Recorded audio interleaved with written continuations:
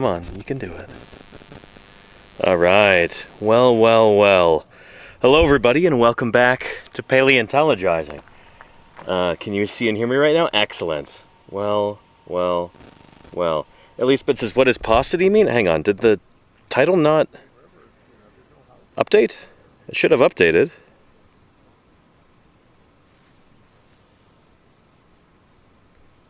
It says day 11, right? Okay, good. Title is day 11. Okay, yeah, good. Hello, everybody. Welcome back to Paleontologizing. So good to have you here. Thank you for joining us, and welcome back to eastern Utah. Welcome back to the earliest Cretaceous period, the beginning of the Cedar Mountain Formation, the lowermost part of the Cedar Mountain Formation, just above the contact of the Morrison. Welcome back to a live dinosaur dig with the Utah Geological Survey, part of the Department of Natural Resources here with the state of Utah.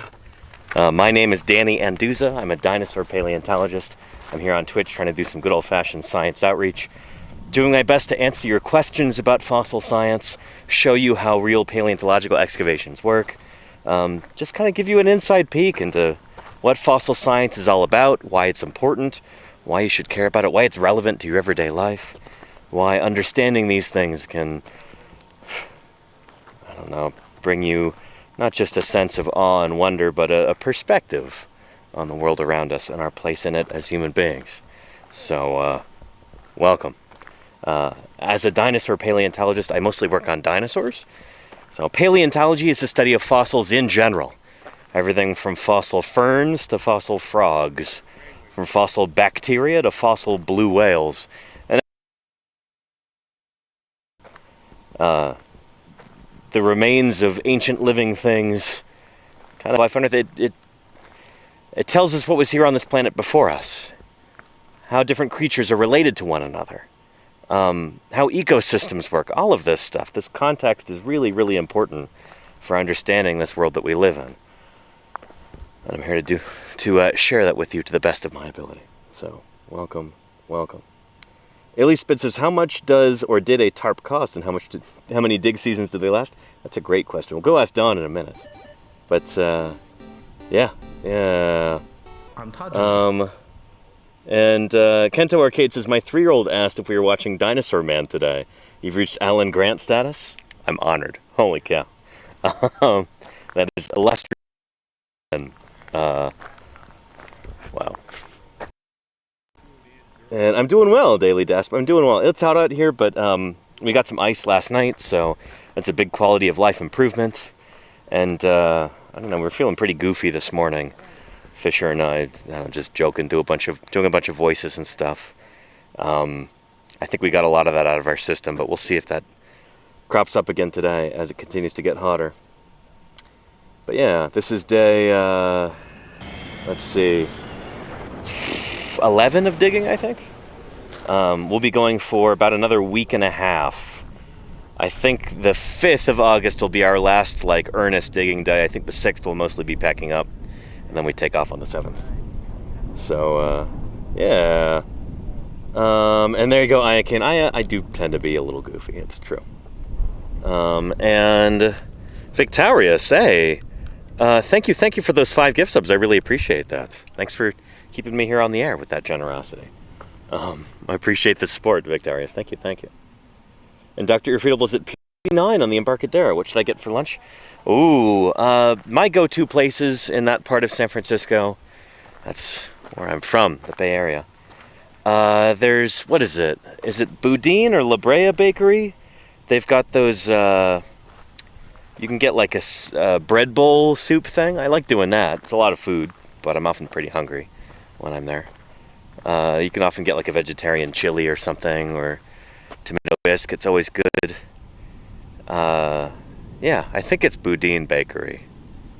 Really good bread bowls with super chili in them. There's the In-N-Out Burger over there too. I don't know. Those honestly aren't my favorite places to go in the city, but that's a really touristy area. But those are good bets. The In-N-Out is usually really crowded though. I would not recommend there's a seafood joint that was, or no, it was an Italian place that was like upstairs at Pier 39 was dog water and really expensive. It was like dormitory quality food. That's a tourist trap. Avoid that. The big Italian place upstairs, don't go there. And let's see. Daily Dash says, do you have any suggestions on up-to-date paleo books talking about paleontology in general? Oh boy. That's a tough one. Paleontology in general. Up-to-date. I have a lot of book recommendations, but they tend not to be very up-to-date. There's so many books on these subjects, but few of them are ever really excellent. And I want to lead you toward the best.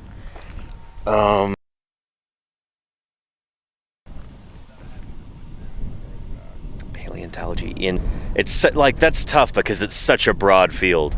Paleontology is, like I said, the study of the history of life on Earth as told through the fossil record. There are hardly any sciences that are broader than that. It encompasses so many different things, from physics to geology to astronomy to, like, all of these different fields will touch on paleontology. I'll tell you a book that I really like about geology that I read very recently. It just came out last year, I think, or maybe the year before. It's recent. It's called Timefulness by Marcia Bjornerund. Marcia. Marcia. Timefulness. It's like how thinking like a geologist can help save the world. Really interesting book on... It's a nice introduction to geology and why it's important.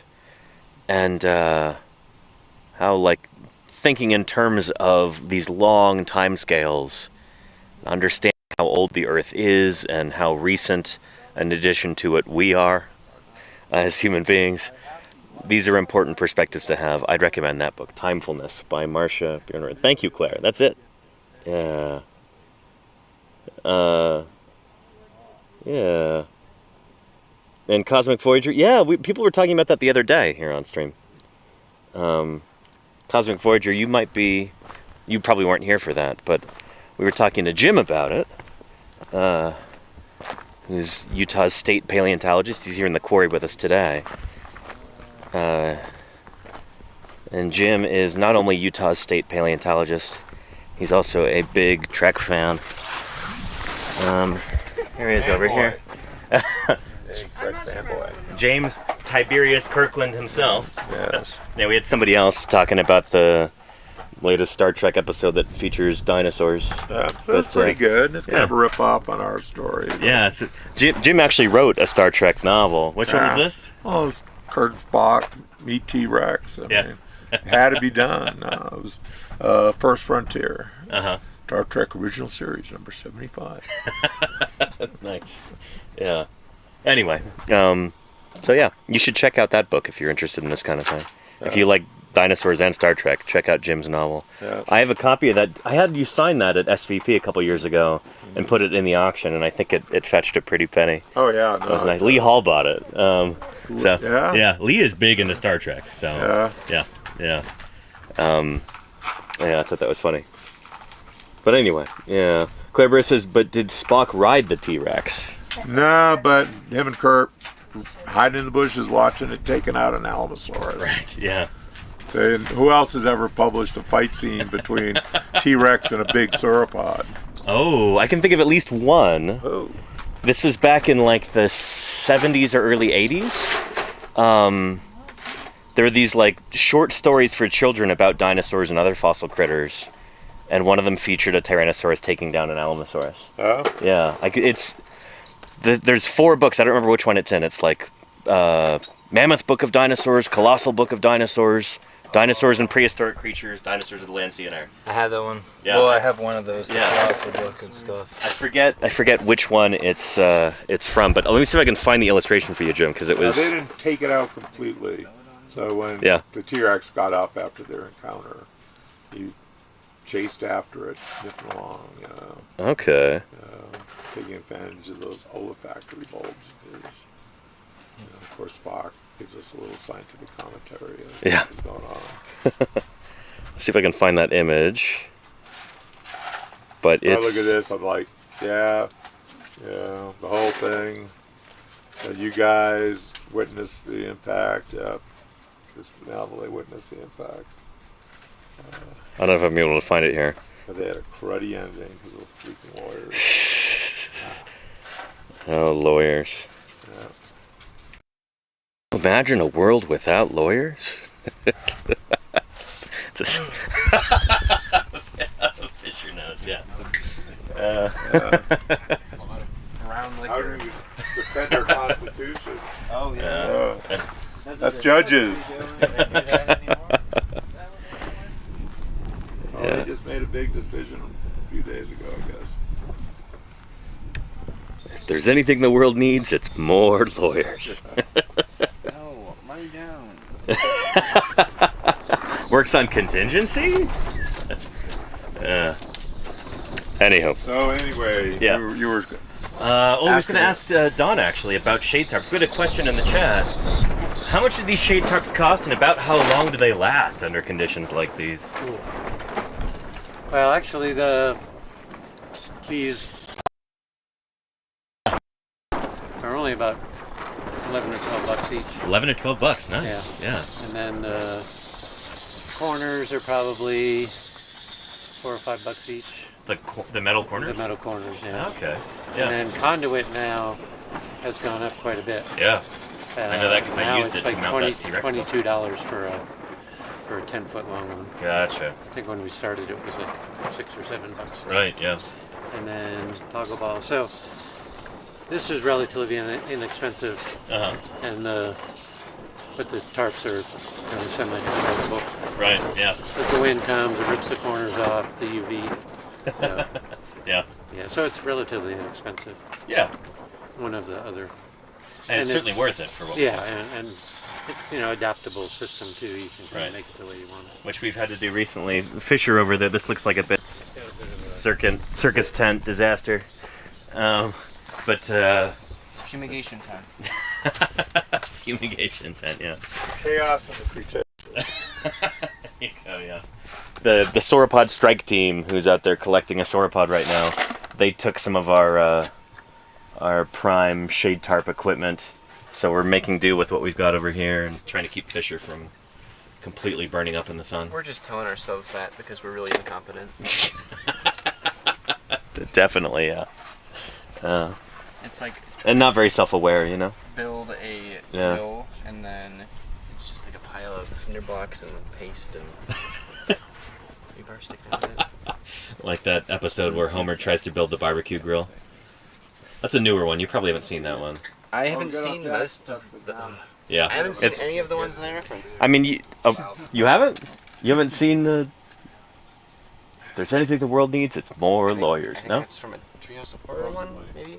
I don't know. I haven't seen No, most it's of not. them. I think it's, that's from Marge in Chains, when Marge goes to... I don't know. That's the same episode as, Flintstone's chewable morphine. Oh, is that a Simpsons thing? It is. Yeah. You didn't know that? I thought that was just your bit that you were like. No, I took that from The Simpsons. Unwilling to give up on? Nope. It's like, Nope. Yeah. Flintstone's chewable morphine. Yeah, I'm kind of a fake Simpsons fan. That's, well, I mean, It's hard to be a fan of a quote unquote fan of like these TV series that have gone on for like more than 10 seasons. no, they haven't. The Simpsons never went past 8 seasons. Those other ones don't exist. Ah, there we go. Yeah. Like sometimes, like I remember I went to Casa Bonita in Denver, and they're like, Yeah. "Oh, are you a South Park fan?" And I was like, "Well, yeah." But it's like, "Oh, this is from this one episode." I'm like, "But I haven't seen every single episode. Sure. Yeah. Like I've seen so It's many, got that I kind could of time. recount some ones, but yeah, it's like Yeah. I haven't. Those shows just have too many episodes, too many seasons. It's true. You can Yeah. be a fan, but not have seen every single episode. Yep. And that's part of the enjoyment of being a fan of that, because you got to flip it on and not remember. Sure. every day. There's so much Yeah, that it still yeah. feels kind of new and Yeah. fresh. Yeah. No, it's Yeah. Random episode, no. Yeah. too much to have it all memorized. Godzilla movies, though. Pretty much all of them? Different. Yeah, I've seen Yeah. them all. I've seen them all now. I've seen Shin Godzilla, Thigh Godzilla, Calf Godzilla. Elbow Godzilla. I've not actually seen Shin Godzilla. Oh, it's good. I've seen all of them except for the recent Certainly a ones. whole different take on it. Yeah, You saw it? I've heard it was good, Oh, but yeah. Dude, nice. Anywho. That's pretty sick. Charlie's Dragon says shows either have too many or too few seasons. Right. Or in the UK they'll call them series and not seasons. And it's like, oh yes, the 3 episodes and a Christmas special, and that's the whole series. They're like, wow. And got a question: is there a fund collecting money for the dig? Folks are trying to send money. So, not really. I mean, we are. It's kind of a touchy subject, right? So, like, I don't know if there's really a way that we can collect donations for this operation now because we're already in the thick of it. But No, and it's very difficult. If they wanted to As- send some food money, yeah. could probably use Oh, a you little got- bit. If Pretty big. if anybody wanted to send, you could just send money to my Ko-fi with a little note saying like for the field season or whatever, and I'd be happy to. don't you have a thing for food?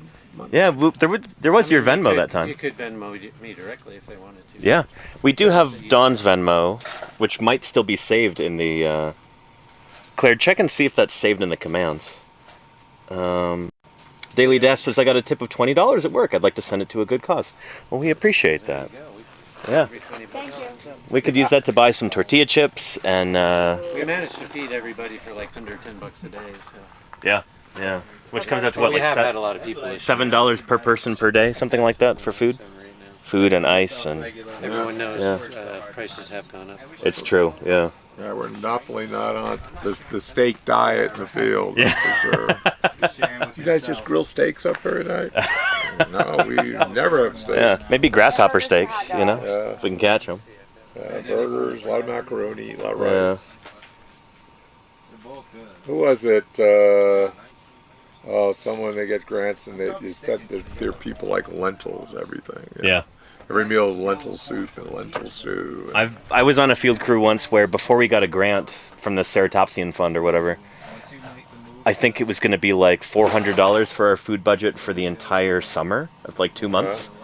So like, I was making up a budget for that. It's like, okay, well, we get some dried beans, we get some dried pasta, we get some canned pasta sauce concentrate, you know, stuff like that. And it was going to be just, you know, nothing refrigerated, nothing perishable at all. Just, yeah. And there's my QR code, but I don't know Oh, if that okay. would do it for you Well, or there's not. the at Dawn-Debleu, BLIEUX-2112. You got that? Somebody take a screenshot. But yeah, that'd be a way to donate. The Rush fans out there will understand. Beautiful. Oh, we got it. Excellent. Yeah. And it's just Thanks, Don. Yeah. And thanks, Claire. Tomorrow's a And thanks, Daily shopping Dasp. day. I appreciate it. Any leftover vegetarian will or gluten-free. be saved for Next year. year's Yeah. field season. Excellent. Yeah. Yeah, no. 'Cause Superb. Feeding the volunteers. Ed gave us $500, so Yeah. but we've been with the big enough crew. Yeah. We spent more than that on the very first Costco trip. Yeah. Shoot. Yeah. And we try and pinch every penny. And we're not like going to the most expensive stores to buy this food either. You know, like we're going to be running into Moab. Oh, tomorrow we're going into Moab, and we're going to go shopping there. But it'll be a lot cheaper to shop there than. You see by the state of Than our in Green equipment River. that we are quite frugal. What's that? You can tell by the state of our equipment that we are quite frugal. It's true. Yeah. We've got some of the stuff that's been around since Yeah. 2002. Oh, we've got a lot of comments about Rush in the chat now. Best album ever. Neil Peart is an amazing drummer. Has anyone seen? They're on tour now with a new Annika, a new female drummer. Oh, yeah? It's amazing. Yeah. Nice. Yeah, no. Don's points just went up. Rush is awesome, says Cactus Jack. Yeah. Yeah. Anyway, we're going into Moab tomorrow evening, so I'm going to be streaming 2 hours early, I think, tomorrow. And Don, why are we going into Moab tomorrow? I'm going to be giving a lecture for the Utah Friends of Paleontology Nice. on our work in Canyonlands. Uh-huh. Moenkopi Madness. Nice. Spectacular track sites in the Moenkopi of Canyonlands. This could be a lot of fun. I can't wait for this, yeah. Yeah. Don, I'll have a whole entourage there in the audience, you know. Most of the audience, I think. So. Yeah. be standing room only. You know? Well, think of You know, it if you want a hostile environment, you got to bring them with you. like, worry about little towns, the bike gangs riding in. Yeah. Well, there's little towns gonna worry about the paleo gang riding in. Yeah. Daily Death says, how much will Danny and the team get out of $20? I think with Venmo, it's the whole thing, right? I don't think they take a percentage. So, if they do, it's minuscule. So I wouldn't worry about it. Yeah. That's not overhead. That's part of the problem in the state. Yeah. Donate to the state of Utah, they take almost 40%, Yeah. which is Yeah. Anywho, good stuff. Yeah. Thank you. You said thanks, Danny, right? I wasn't. I said thanks, Danny. Yeah. Okay, cool. Thanks for. Want to make sure I'm not taking somebody else's thanks away from them. That would. That's really obnoxious. So I'm like, I don't want to do that. Yeah. Anywho, if anybody's got any other questions, don't be shy. Yeah. Hey Nerduino, what's shaking? Hello, hello. I'm glad you're here. Now let me go out into the blazing sun, walk around, get some water, talk about stuff. Oh, there we go.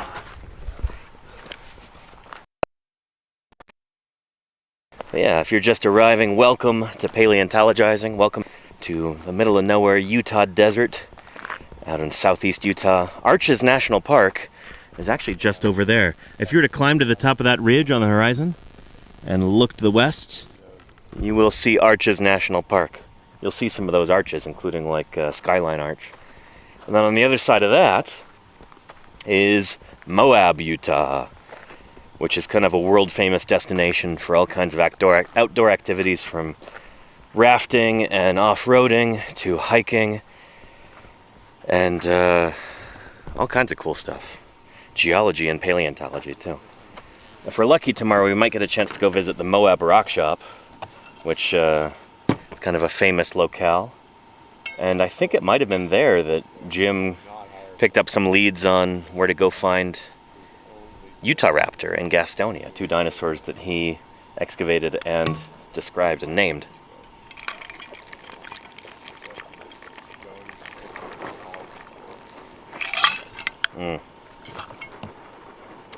Good stuff. Yeah. And MacMasters, is much wildlife left still around these parts? Not really here. We do have wildlife, but it tends to be small. This little valley that we're in is called Doling's Bowl. And as you can tell, it is very, very dry. Don says that every year it seems to get a little bit drier, a little bit more desolate, a little bit more lifeless. As the climate heats up, certain areas are aridifying. They're becoming desertified. They're turned into, a more like desert-like state, and that's exactly what's happening here. But so yeah, the largest non-human animal that I've seen here in Doling's Bowl since I got here, July 14th? Largest non-human animal I've seen has been a raven. And after that, probably like a Say's phoebe, type of little passerine bird. And after that, probably like a long-nosed leopard lizard. Not a lot of life here. What's funny is, over by my tent, there were these big cloven hoof prints that clearly, like when the ground had been wet, a critter had been walking across there. And I was joking, must be the devil. Cloven hoof prints in the ground?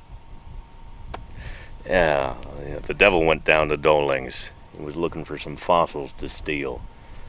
No, they're big. It was a cow, which is really funny to think about, because for a cow to be dropped off here, like this is like cow purgatory. Like, what did that cow do to deserve this? Must have been a bad cow to be banished to such a desolate place with nothing to eat. But it was kind of shocking to see cow hoof prints in a place this desolate.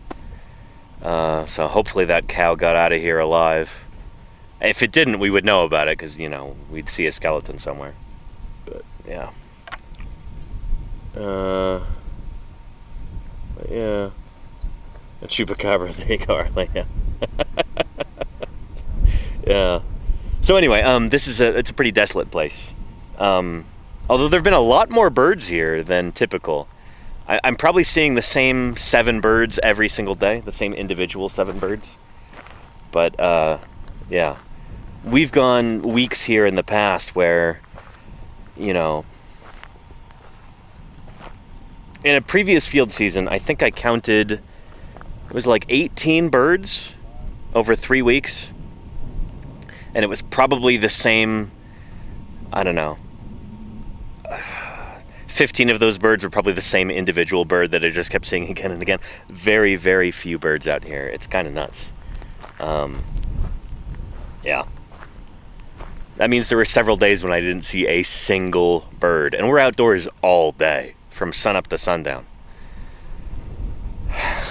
So, not a whole lot of wildlife here. But other parts, we go out of this little valley and up the Yellow Cat Road, and we'll see pronghorn.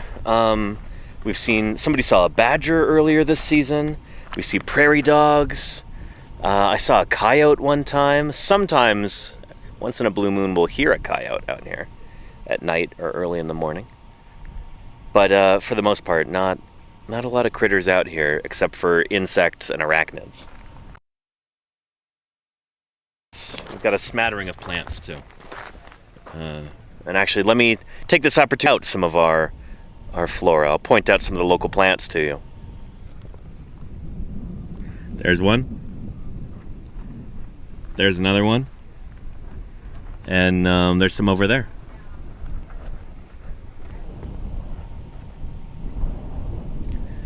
It's not a lot of plants here.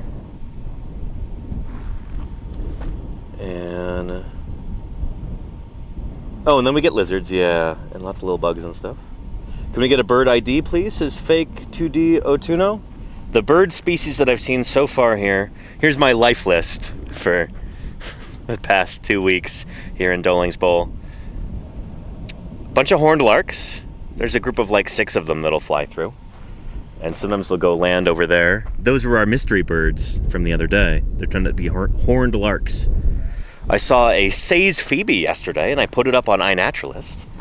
That was cool. I'd never seen that. I've never logged that kind of bird before, so that was neat. And then I saw a turkey vulture last week, a single one just kind of circling overhead. Always a good omen, you know? When you're out in the desert, and then there's a vulture circling overhead, you're like, oh yeah, that's good luck, isn't it? I think I'm remembering that correctly. That's good luck? To see a vulture overhead. And then I saw a single raven. I think we saw that raven on the first day that we got here. And it's just flying across the valley. Didn't stop, you know. Oh, and there was a hummingbird that we saw that was zooming around the quarry early this morning, which is funny. Yeah, we need to put up that hummingbird feeder for the hummers. Anywho. And turkey vultures are very cool, Iacane. They're underappreciated birds. They're really nifty. There's one up at the Folsom City Zoo, and I actually got a sticker. They have they've got merch for some of their rescued birds. So I think I put that on my laptop. It was cool to see. Anywho, you need to put a hotspot on eBird for Doling's Bowl. There you go, Neverwinter. Yeah. We would just have the bleached bones of birders out here who died of heat and thirst and broken hearts, not seeing any birds out here. It's just nuts, you know? And it's not like birds escape my notice. If there were a bird here, I would see it. I'm in tune with these things. I'm always looking out for birds. We just don't have them here. Kind of crazy. One of the few places in North America where oh yeah, there's no birds there. Nuts. And Akira Eclipse. I have seen secretary birds for sure. Yeah. Oh, and yeah, let me show you the scapula over there. Thank you for asking about it. There we go. I put a proper jacket on it already. 26. We should dig around this And and on flip it top today. of that, $750 a month for maintenance fees. There we go. Yeah. Bought it, you know. And Yeah, how well, old is buying he? a house is just not something you can really do anymore. Nope. So Houses aren't for buying. They're just, you know. we're looking at it. It's sort of like when you go to Right, Chuck E. Cheese or someplace like that, and they have like the little plastic frogs that are like 15 tickets, and then they have like a PlayStation 5 or whatever, and it's like 50 million tickets. It's like that, you know? Nobody can actually afford that. It's just something there to kind of tease you. That's what the housing market is, too. Housing market discussion was not what you were expecting from this stream. I mean, but who needs a house? You know, we've got shade tarps, we've got, You know, never spend money on food. Food is free if you're smart. Just eat out of the trash. yeah. Follow the raccoons, and if the raccoons don't lead you to food, you eat the raccoons, you know? It's true. They're made of food. Yeah. People are made of food. You know how many people there are? Yep. Your whole family is made out of meat, you know? It's true. PhD should do me well if You're made out of food. Yeah. Oh, yeah, no. We know that. We're vegetarians. They're always talking about eating us. Running your own shop. Food insecurity. What is this? Yeah. Come on, You have people under you. You guys just aren't trying that hard. like you're Yeah, you gotta grind harder. Learn to photosynthesize, you know? Just, you know, you gotta pull yourself up by your own bootstraps and evolve chlorophyll and just make your own food, you know? Be a leaf sheep. 20% Yep. is taken off. What are you doing? Just goes through the companies and interpeople again. Bruno Melanson says, what's the geologic age of this fossil layer? We're not really here to answer scientific questions. We're just here to, like, kind of have our brains addled by the sun and Bad jokes. just goof off. Yeah.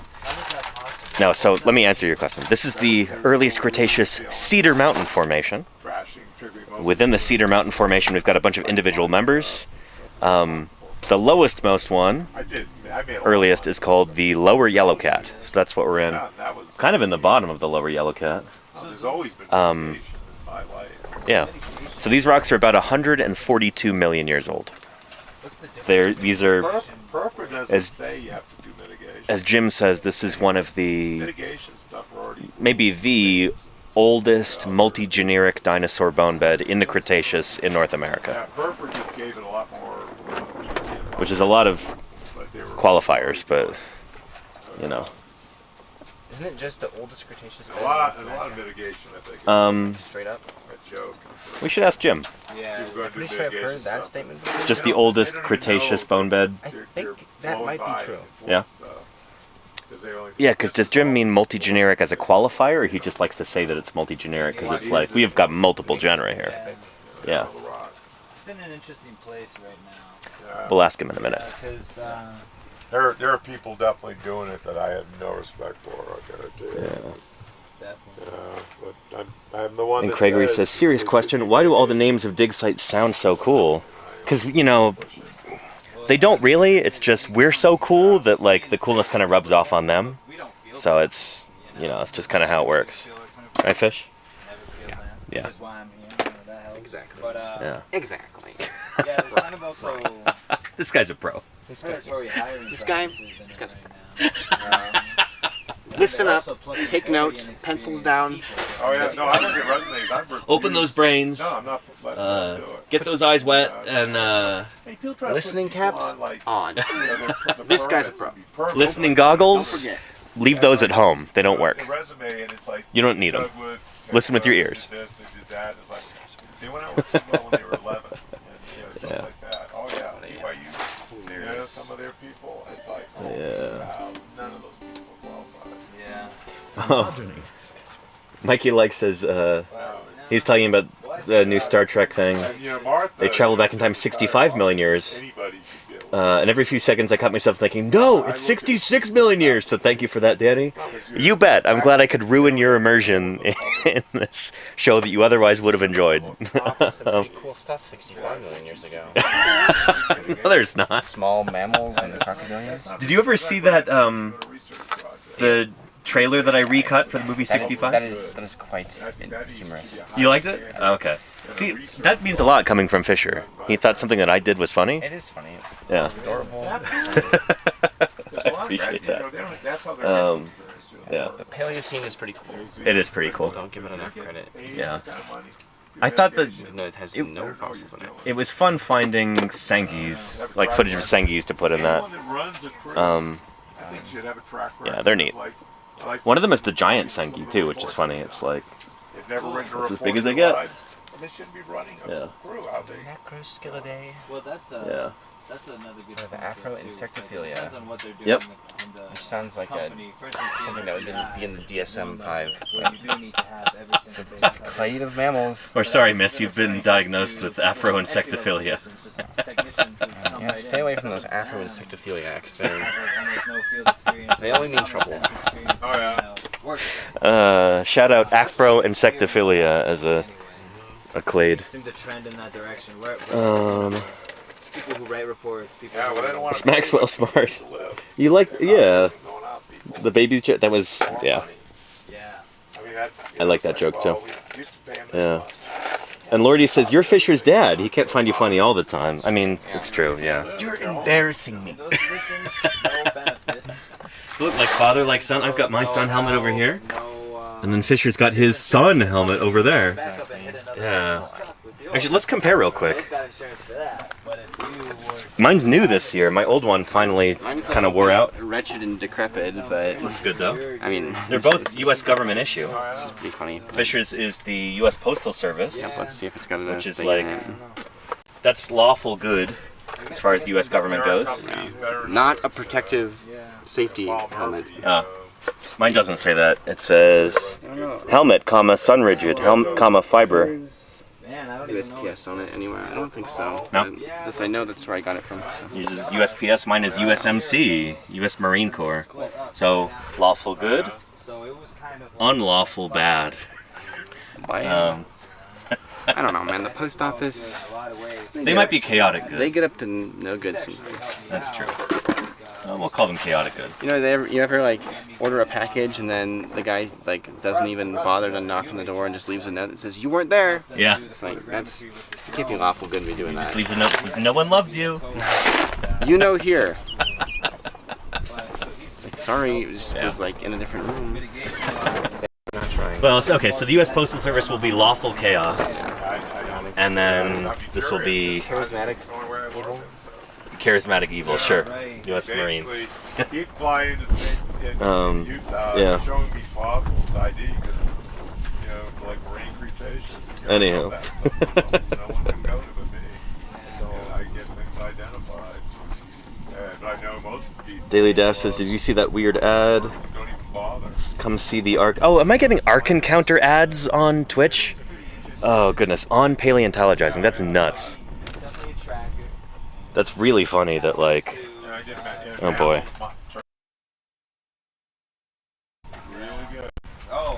I don't know. That's like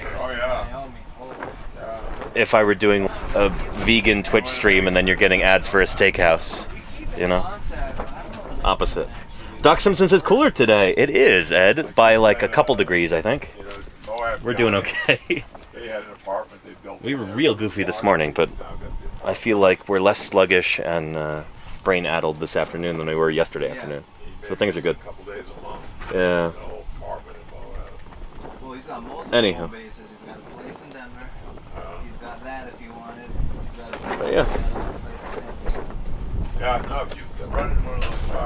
Here, I'm gonna start digging and then we can ask Jim that question later. When the conversation lulls.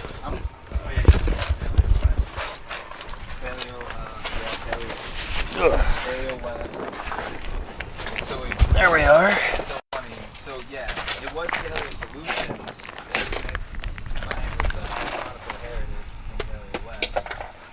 And then he sold that. He made Paleo Resource Specialist with John. And they split. And they split. Now he's got his own thing, and I don't know what he's doing. All himself, yeah. Yeah, so I don't know. But it would be interesting to see. I've been trying to use mitigation to my advantage and be able to do stuff like this. But I don't know what I can do. I mean, colleges have to realize that's one of the major job points you have going to school and this stuff. Is They refuse to even mention it. oh yeah, They say don't bother doing paleontology because there's no jobs. Well, you could be in mitigation. make good money. I was exactly told that. Yeah. That's so funny. Word for word. I think a big part of that might be that like people in academia, they don't really see it as like a real job. It's like, oh, that's blue collar, you know. Yeah, blue You're working collar, alongside a construction crew. Yeah, theoretically, But, like- you make hundreds a day. Yeah, no, it's Yeah. it's good paying work, and you get to actually do paleo, and yeah. In order to qualify people, so they hire people that shouldn't be doing it. Yeah. It's a good way to learn a lot of the difference between federal and state as well, and permitting, how it works, and stuff like that. So I've Yeah, got no, it's iguanodont scapula under here. Good transition. I made a proper plaster and burlap jacket earlier, so I'm going to start cutting this. Hopefully by the end of the stream, I'll be able to flip it, and then cut, and I can actually show you some of the bone on the other side. So let's get to it. Doing some actual work on stream for once. I do know I'd get paid more if I had a higher degree. Iacane says people in academia are in no position to determine what is and is not a real job. Yeah. Right on the money. That's right. Yeah. PhD gives you a little more legs. Yeah. But you get a PhD with the proper qualifications. I mean, Oh, hey, Dinosaur Dave. what is Welcome, a welcome. master's? It's showing the world. Jurassic carnivorous dinosaur from Asia, 5 meters long. 5 meters. Gasosaurus? Basically what you would do if you had a job. Yeah. You can do a final report, you can produce a deliverable. And that's what a master's is all about. You're not supposed to, get a Nobel Prize out of a master's thesis. And there are faculty people who think you should do it. They make it a mini PhD. And that is not what a master's should be. You're doing a legitimate project. You've got to conceive of it. In the PhD, of course, you're making much more of a contribution. So it's like, you get a master's and the whole project failed, it didn't work. So you write up the report showing why it didn't work. But it just shows. For the same family, clade is Gasosaurus. Project. Gasosaurus. That's what it's all about. I think Yangchuanosaurus is bigger. That's why, more and more we want people to have a master's degree to run any permit. Because they have to show that they can do those projects. We're pushing harder and harder to that become a qualification. If you haven't published anything, What would that be? you cannot lead a permit. Yeah. Well, I'm finding that there are ways to publish, Yangchuanosaurus, Gasosaurus. but Oh yeah. Szechuanosaurus, maybe? but it's even harder Sign to get raptor?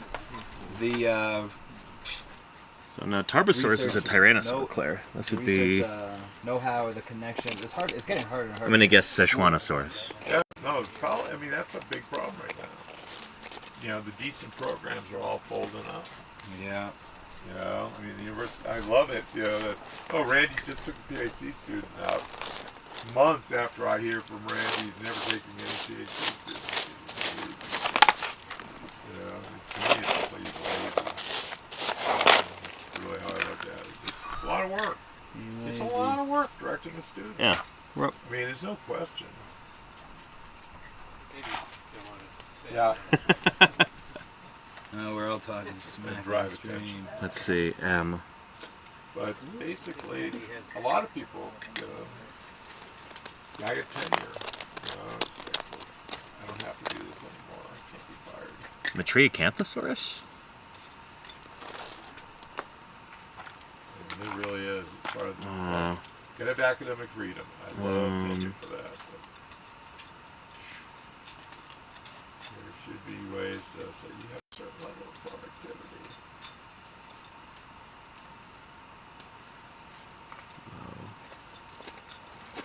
Monolophosaurus? It's gotta be that.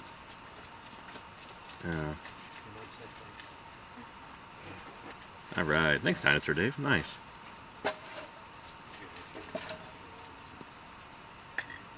I gotta go get some water before I forget, so I can sit here for a while and do this. Did you bring the water over to here? That's what I'm doing. Yeah. Yeah. Go get that. Victoria's mom might be watching. Oh yeah. Okay. Somebody No cuss words. watching from at home. She's already embarrassed. She's gonna hate me. Victoria just arrived last evening, and she's already been an excellent addition to the crew. Those cookies were stellar. Thank you again. No problem. Victoria, do you want to introduce yourself real quick to the chat? What do you want to know? Who are you? Who are you? Where are you from? Oh, What are you all about? I'm an undergrad student studying geology at Dartmouth. Uh-huh. I'm from Salt Lake City, Utah. Nice. Yeah. Okay, cool. How'd you find out about this whole, debacle over here? Dawn here Uh-huh. was my middle school cross-country ski coach. Really? Yeah. Pretty cool. And Yeah. despite that, she still wanted to come out. I know, amazing. She's doing an internship with the UGS this summer in mapping geology. Very cool. That's awesome. Yeah, yeah. So I think I asked you last night, like, what kind of geology you're interested in particular, and you're like, everything. You haven't All of decided it, yet, all which of is it. an exciting place to be, because, Yeah. I don't know, there's so many cool things in earth science. So this is obviously the coolest thing about earth science is digging up dinosaurs, but there's other cool stuff too. And Yeah. it's neat to be at that point in your career where you're like, you could do anything, you know? Cool. Thanks, Victoria. No problem. Yeah. Yeah. Oh. Uh-oh.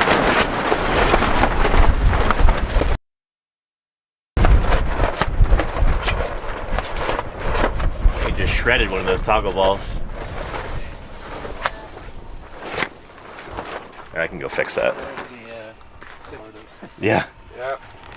Let's see. Right This now, just went focus flying. on Oh no, that's still intact. diversifying your toolbox. A little worse for wear, but still intact. I can do this. I can do that. There we go. Do you want to fix that, Don, or should I? I can grab it. Okay. I'm gonna get my water bottle, and we'll go sit down. Both in this little tiny narrow niche. All right. Water. 106 degrees in the shade. Nice and toasty today. Good time to have some water. I was going to say ice water, but I think it may have melted at this point. I've got more ice in the container than the other water bottle. Started to think we let it go. So, at all, but I had the tools to take advantage of an opportunity. Denver. That was like fulfilling work. Yeah, like the Utah Raptors. Yeah, and that's a good actual prep lab experience. The thing that I enjoy the most about this is the fieldwork. Right. I certainly don't like academia yet, so. With your masters, you're going to be like a lot more available because in openings is Absolutely. with the prehistoric museum, like they have a prep person, but like a lot of the prep lab managers are expected to at least do some field work. Yeah. Like come out, yeah. so you could totally have like the best of both worlds in a way. There's very few lab managers. I mean, some of the very biggest institutions have lab people do no field work. I could see as like a prep lab manager at a museum for sure. That'd be cool, especially because you got a lot of the micro fossil. I'd really like for each You want to see portfolios. Is this your hammer, Fisher? That is not. Or is this yours, Marcello? It's not mine. I mean, you could just throw it This away. one's yours? I was probably using it, Okay. but like I don't consider it mine really. I'm just gonna throw it over there. You know, for the job for Don. Sorry to steal it from you. and not use Finalists it. have to And holy cow, operations. we're getting a big old raid. We're not going to I hire think. someone that 97 raiders from Sidair. Hey, welcome to Paleontologizing. It's good to Thanks for joining us. I'm going to be only excavating this in a little bit, digging around this jacket. We've got a scapula, a shoulder blade you hired from an iguanodont dinosaur in here. I've actually said people But I'm here digging with the Utah Geological Survey out in southeast Utah in the earliest Cretaceous Cedar Mountain Formation. Jim, is this the oldest Cretaceous dinosaur bone bed in North America? right now, you know, Yeah. we got some bone, but in terms of multi-generic bone bed, there's none older. Gotcha. Okay. I thought I had something older, but I think it's the same age. Yeah. Okay. Neat. Very cool. Say, Dare, I hope you had an excellent stream. Welcome, welcome. God hopes. I appreciate you joining us. Saydir's Lab is here to research you. Well, I'm grateful. Thank you also, Bruno Melanson, for those gift subs. Really appreciate that. 10 of them right there. 10 lucky chatters won't have to watch any ads for the next month. Yeah. But welcome, welcome, everybody. Thank you, Bruno. Superb. If anybody's got any questions, don't hesitate to ask. Let me turn the camera around real quick. There's the rest of the quarry. There in the green is Utah State paleontologist Jim Kirkland. You will hear his booming voice throughout this stream, I'm sure. That's great. Yeah. Whether you like it or not. And, yeah. Jim discovered and named dinosaurs like Gastonia and Utahraptor and about 20 other dinosaurs, and he's got more in the works, including these that we're excavating here. We've got good reason to think that this is a brand new species or genus of iguanodont dinosaur that we're excavating. Absolutely. It's not like we think. Okay. It would be unbelievably impossible Okay. for this not to be new. This is definitely new then. Yeah. I mean, there's nothing within 20 million years of it. I'm trying to Or do 10 like million years of it. the scientist thing of like understatement, Yeah. but clearly I'm safe. yeah. I mean, We don't play safe at this glory. When it comes to talking, that but is. you can't do much Also until you have sure. enough good quality material. Right. Mother, We discussed yesterday, it's a long process. mother friend. Oh dang yes. Those are tweets they found here. But Name the first tooth. no. But I sided against it. Yeah. But people, you know, that was the way it was in the old days. Oh yeah. People name things based on teeth all the time. Tooth taxa. Yeah.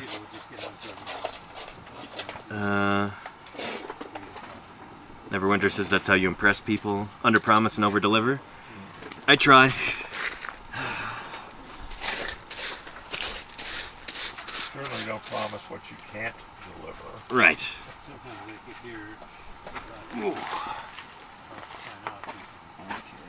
I'll tell you. That drives me nuts. Where'd I put that other butt? Oh, here. This is your butt. No, I got Mine two is of them over by here. my tent I need to bring over here. There it I is. don't need it for my shower facility.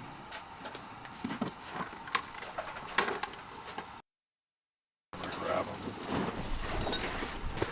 There we are. Okay. Two of the lower ones.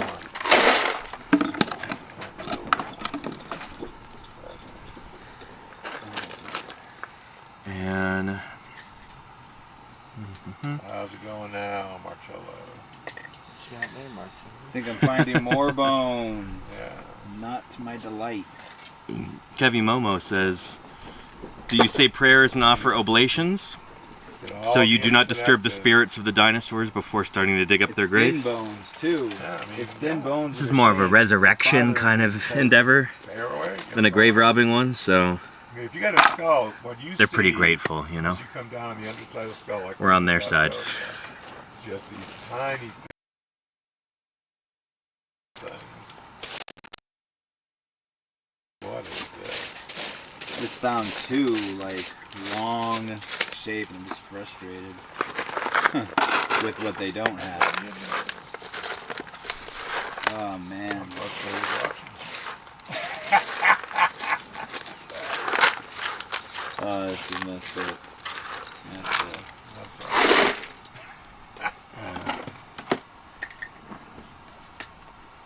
That's all. That's the only way for me to learn. So it's necromancy? You got it. I guess so, yeah. Absolutely. Gotta just, Call it even if it means messing up a couple times. Scientific in front of the necromancy. pros.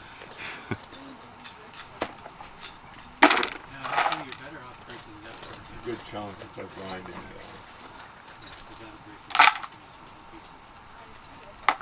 Here. Clean break and glue. No, you just use the hammer. still be the same horizontal. You just I would put the camera up there, but the shade tarp's moving around. It's going to knock it over. So we're going to keep the camera here.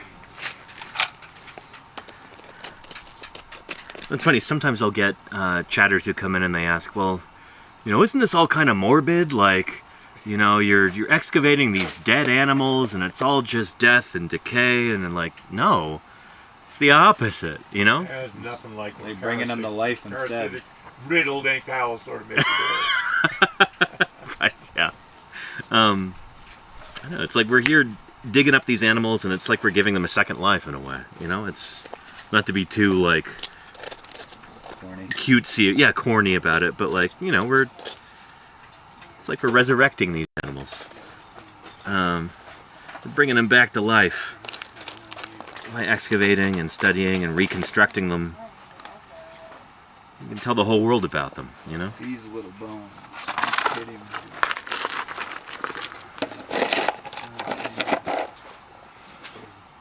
Yeah.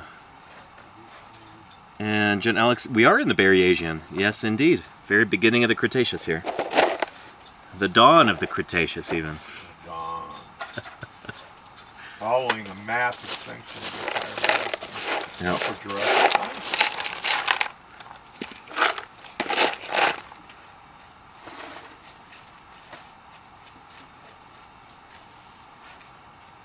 And Jen Alex says, what would be creepy would be to find a parasite buried with a dinosaur. It might be, yeah, we might actually have that. Not this animal, Yeah. but something else coming up. Animal related one we got before. Yeah, yeah. We might have pupae where they're burrowing in and then Ugh. developing like aliens before they burst through. Scale bursters. Would you like me to put that in the life reconstruction if I were? Yeah, I gotta figure out. I wish I could figure out how they exited. They probably go back out the same time. Yeah, yeah, They got into the pupae area. yeah. But, anyway, we do have something like that. Oh yeah. Now the seasonally, just say like mayflies. Uh-huh. All these bugs coming out of the keratin of these ankylosaurs and spreading their wings. When do you think that paper might be out, Jim? Just talking a year, 2 years, 3 years?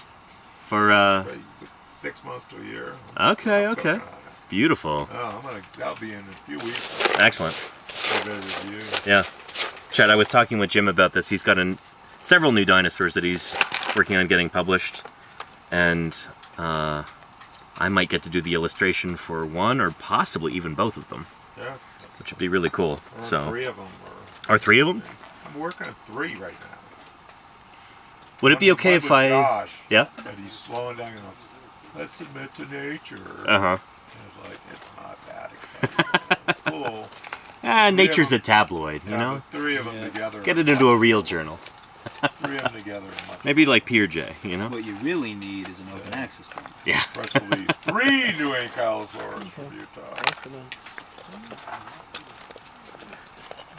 Would you mind if I did that on stream, Jim? Like if I worked on the illustrations while I'm live on Twitch back home? You know, Would that be cool? wouldn't use the name of the animal. No.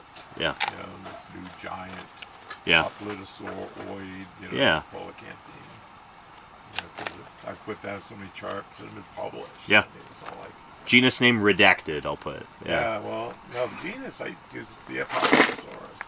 Now, we may Species change- name redacted. Yeah, that's the debate. Do Yeah. we use that genus name?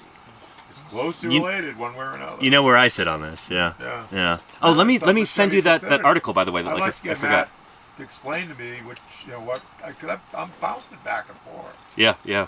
You know, it's like, it may not have dorsal spines at all. You know, it's like, do I call it different genus? They're clearly close to each other than anybody else. But I don't mean they're the same genus.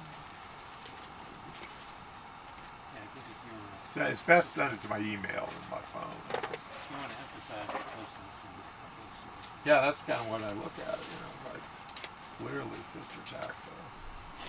All right, I'll send this to you now, Jim. And the fact that Bodley, with nothing else to go on, reported to CF Alphosaurus is really coincidental, largely.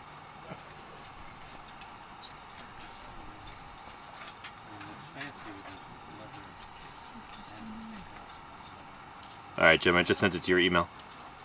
Yeah, emails. You know, I mean, And I'll share this with you too, share Chad. getting this stuff off my phone onto my computer is Yeah. difficult. And, you know, for PDFs and stuff.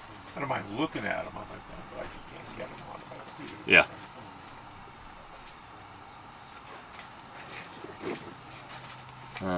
Anyway, we've got a good question from. Oh, and Ed says the pupae should be a separate paper. Ooh. Well, yeah. Well, this is just I'm just mentioning these Yeah. in this paper. It would still be cool to have that in like the illustration for the press release. And there's no. But there'd be a cool follow-up paper there. Well, Yeah. and there's no pupae in this paper. You know, there's Right. I saw them in the rubble. Yeah. This is unprepared, but I think that's a pupae. It could be the filling of the pupal chamber. Really cool. I mean, it needs to be looked at CT scan or something. Yeah. Basically not confirmed. But basically, someone needs to convince BYU to let them study this stuff. Because I'm probably done with that tax after this. Move on to some other projects. We had a question from Gingero Maximus. How does publishing work in the field of paleontology? What steps do you have to take? What proof is required? No, shoot. Do you want to talk about this, Jim? I can talk about it. Sure. I'll turn the camera over there and I'll keep digging over here. Yeah. Hopefully you can hear him, chat. Let me know Now, if when you you're can. submitting a paper for scientific publication, you know, I mean, you know, it's like, well, I'm going to submit a paper to Reader's Digest. You know, and it doesn't count. You know, you need to submit it to a scientific journal that has a certain level of distribution to libraries. Right. You know, if the thing is not going to be in various libraries, it doesn't count. Well, that's the way it was Can't before the access internet, it. anyway. Yeah, but Yeah. and the internet works the same way. Yeah. You know, when we're naming a new taxa with a digital paper, you know, we file the name of the animal, the material where the specimens are, with a thing called ZooKey. So it goes into a database, you know, that's, you know, rigorous, and in 100 years we'll know where this stuff is. Right. Naming a new species. But when you're working to publish scientific paper, you know, you look at a reputable journal, good reputation. You're looking for a paper that doesn't take 4 years to publish. Yeah. You know, some journals are very slow, others are faster. But once you submit a paper, they look at it. You know, you're trying to say something about something you think is significant. And they'll read it and decide, is this suitable for our publication? Does this superficially look like good science? And if they think so, then they will send it out to at least a couple of qualified peer reviewers, someone that are expert on that subject. And you do this all the time, outside of Jim. your immediate group. So, like, you review papers like this all the time. Yeah, I review papers on the areas I'm expert on. Yeah. You know, they ask you to do stuff sometimes you shouldn't do. You Yeah. know, this guy reviews papers quickly. You know, I'm going to send everything to him. Yeah. I will only review what I feel competent to review. Yeah. But then they'll send it back, and sometimes you get gatekeepers that just rip your shreds, you know, Yeah. if you don't agree with them. Or you get, you know, they should be commenting on the content of the paper. You know, if they catch serious grammatical problems, it's nice that they point them out to you. But that's not their job. Is to look at the you know, the meat of the thing. Are the figures, you know, suitable? Can we see what they're talking about? How was the science? You know, on this thing, the graphs readable. Yeah. You know, and sometimes you got to think about stuff. You know, could a colorblind person read this? You know, these things we look about, concern ourselves about, that are minutia. You know, that's like, oh man. Sometimes once it's been accepted, it drives me nuts. Yeah. You know, what I have to change. But it goes through peer review. It's critical, and you have to deal with it. And if you don't agree, you know, say, oh, this is garbage. I don't agree with that. You do still got to submit in a, you know, a paper with it. Just write like a letter. You know, comment number 3A. You know, I think this is superfluous to what I'm trying to get across, and for this, and this reason. But you got to explain. You need to at least direct attention to each major comment. Yep. Where other people sometimes just ignore it, and editors need to check: are they considering every major comment? and some journals drop the ball on, what the editorial response is. And then it goes into the typesetter phase, where you look at eventually, you'll get a galley proof back after you've submitted your revisions of the paper as it should be published. And then it's still your obligation to look at, the figure captions. They put the caption for figure 7 in front of figure 10. You got to fix this, guys. So you get what they call galley proofs. Mm-hmm. This is what it should look like when it's published. It's a long process, but they're checking to make sure that you're not publishing bad science. You're describing a dinosaur. Is the material going into a repository so that future scientists can examine your work? Here's the fossil. Well, that doesn't look anything like that picture.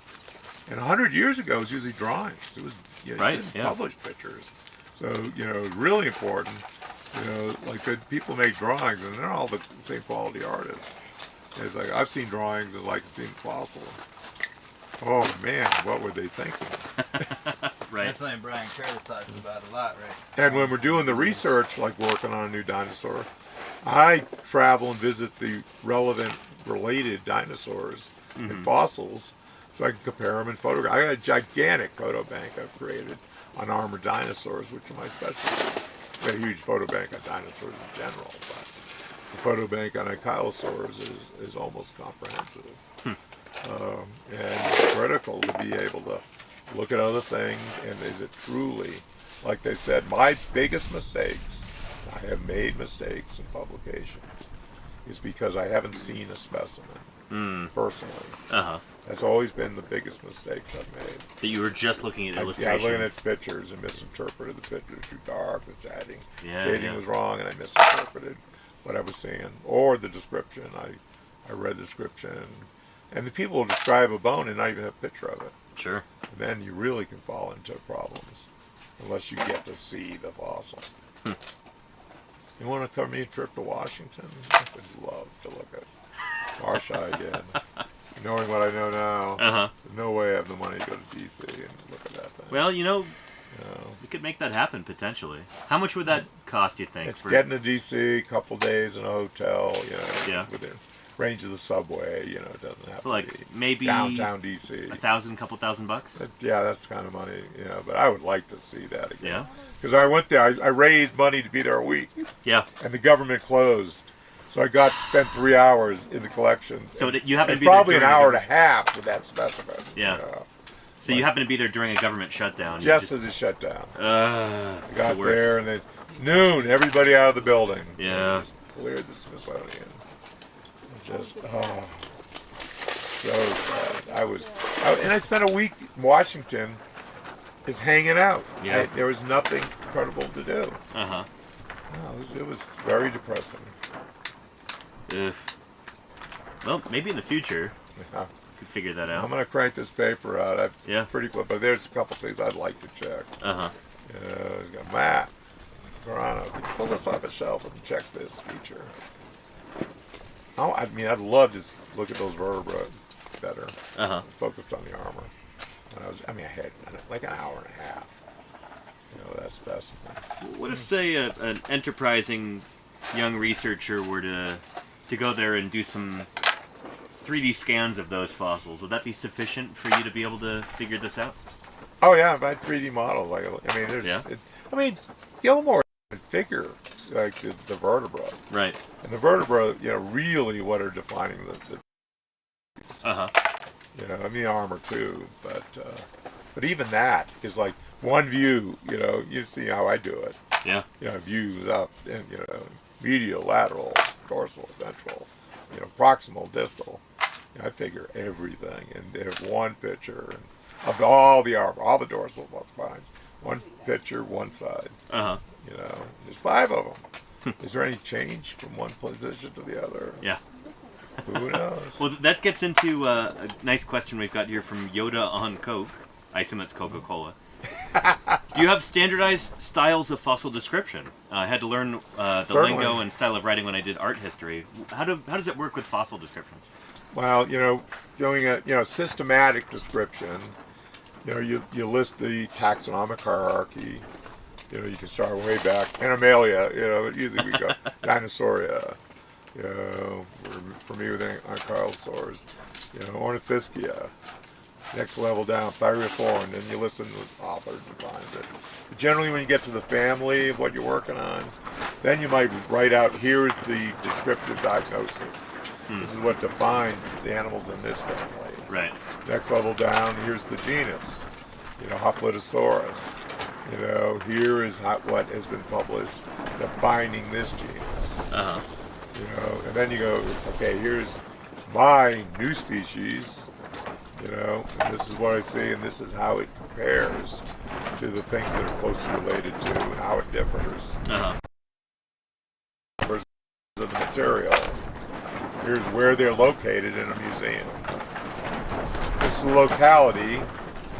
You know, geology very on this is stratigraphic, the position in the rock column it comes from. Are there things like radiometric dates? You know, what is the locality and contextual information consisting of? Then you go description. And generally when you start a description, first thing, if you got it, hopefully you do, cranium. And then often they start, you know, at the back, the skull, describing the basic cranium moving forward. Describe the cranium of the bones as much as you can see them, if they're preserved. And the dentaries, you know, the post-dentary bones. Then a section describing the teeth in general. Then you do a description of the vertebral column. You know, you start at the back of the head with what you got, because you don't always have everything. Right. You work yourself from the neck down to the tip of the Give tail. us an example of what a description might sound like. Like, say that you're describing a spleen. Okay, caudal vertebra. I've been describing Caudal much vertebra. of. Yeah. Proximal caudal vertebra, maybe position 2, chevron facet at the base with the hanging down bones under the navel canal. You know, facet only posteriorly. Likely it's proximal caudal 2. Centrum, you know, platyhelix. You know, at the front or back, you know, flat to slightly concave. Dorsal, the anterior face of the vertebra. You know, measures so far across, so far up and down. You know, the face, is it at the same level as posterior face? Posterior face, how big across, how big up and down? Okay, lateral, you know, view of the centrum. Is it pinched between the faces of the centrum? You know, it's constricted. That diameter at the shallowest point is so much. Ventral view, look at the bottom. Is there, you know, ridges going between chevron facets, or is it you know, evenly convex curve at the bottom, or is there a ventral depression? You know, you're describing these features. Then you look at the top.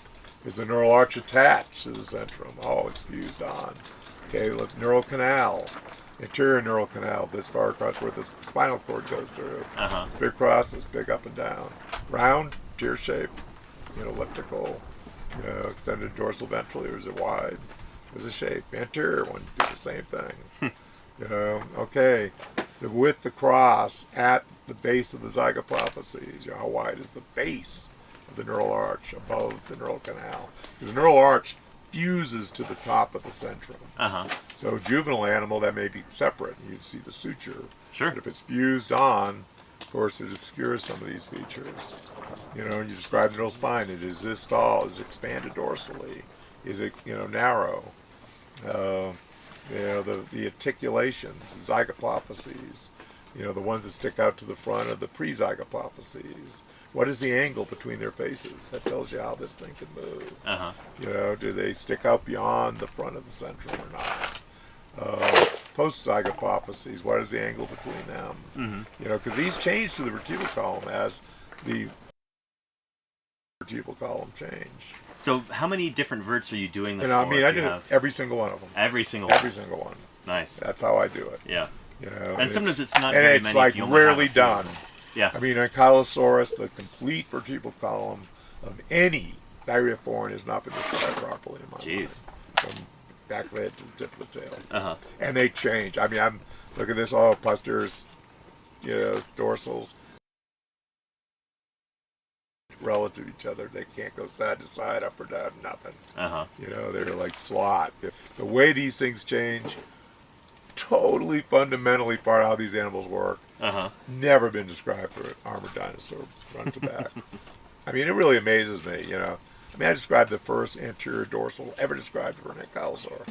You know, just no one has ever described the first dorsal. Uh-huh. You know, how That's it nuts. would Yeah. attach to Big the neck oversight. and what's going on. Never. I mean, it's, you know, we're still learning curve, as I tell everyone coming up that Yeah. wants to do this. There's plenty to do. Right. What do you like? You know, What are you interested in? yeah, what is your interest? Caudal Yeah. ribs, are they horizontal, stick it out? Do they flex down like for, you know, Uh-huh. polycanthines? Do they angle forward? You know, expanded distally? So in your view, Jim, how much material do you need to describe a new species of, say, ankylosaur? How much? Depends, you know, heads are really good. Yeah. You know, we always had a problem with ankylosaurs that they'll do, you know, the entire family, they'll only describe how they relate to each other based on cranial characters. Right.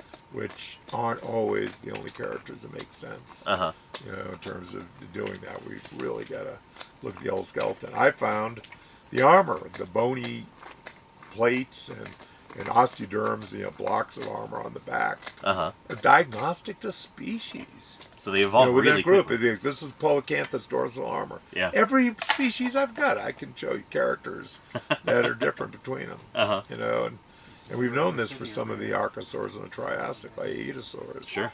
You know, you use the plates for biostratigraphy. I wouldn't do one plate to do this, but if you've got, you know, a bunch of it, and these things have hundreds, a population, I think you can, you know, define it. But when we define these things properly, we also tie to the skeleton. Right. You know, Dawn cross pelta, animal naming for Dawn. All right. You see know, you soon. Since it's a bone bed where we have 3 individuals, we had to describe one element as the holotype. You know, even though I've got, you know, the biggest animal, Sure. it's a pelvis with both ilia. You know, we've got pelvic characters. We've got a couple good pelvic characters that are totally unique within Ankylosauria. Mm-hmm. You know, and I can contrast it with, you know, Mimor pelta, which shows some of this stuff, but in a different way. Uh-huh. Jurassic and how it's changed, and then goes further change, going into Gastonia and the younger ones. It's a beautiful intermediate in terms of the nature of the characters. Uh-huh. And we have ilia for 3 animals in a growth series. You know, it's like, Uh-huh. yes, this is consistent. You know, so it's like, oh, you're just describing the pelvis. It's pretty robust.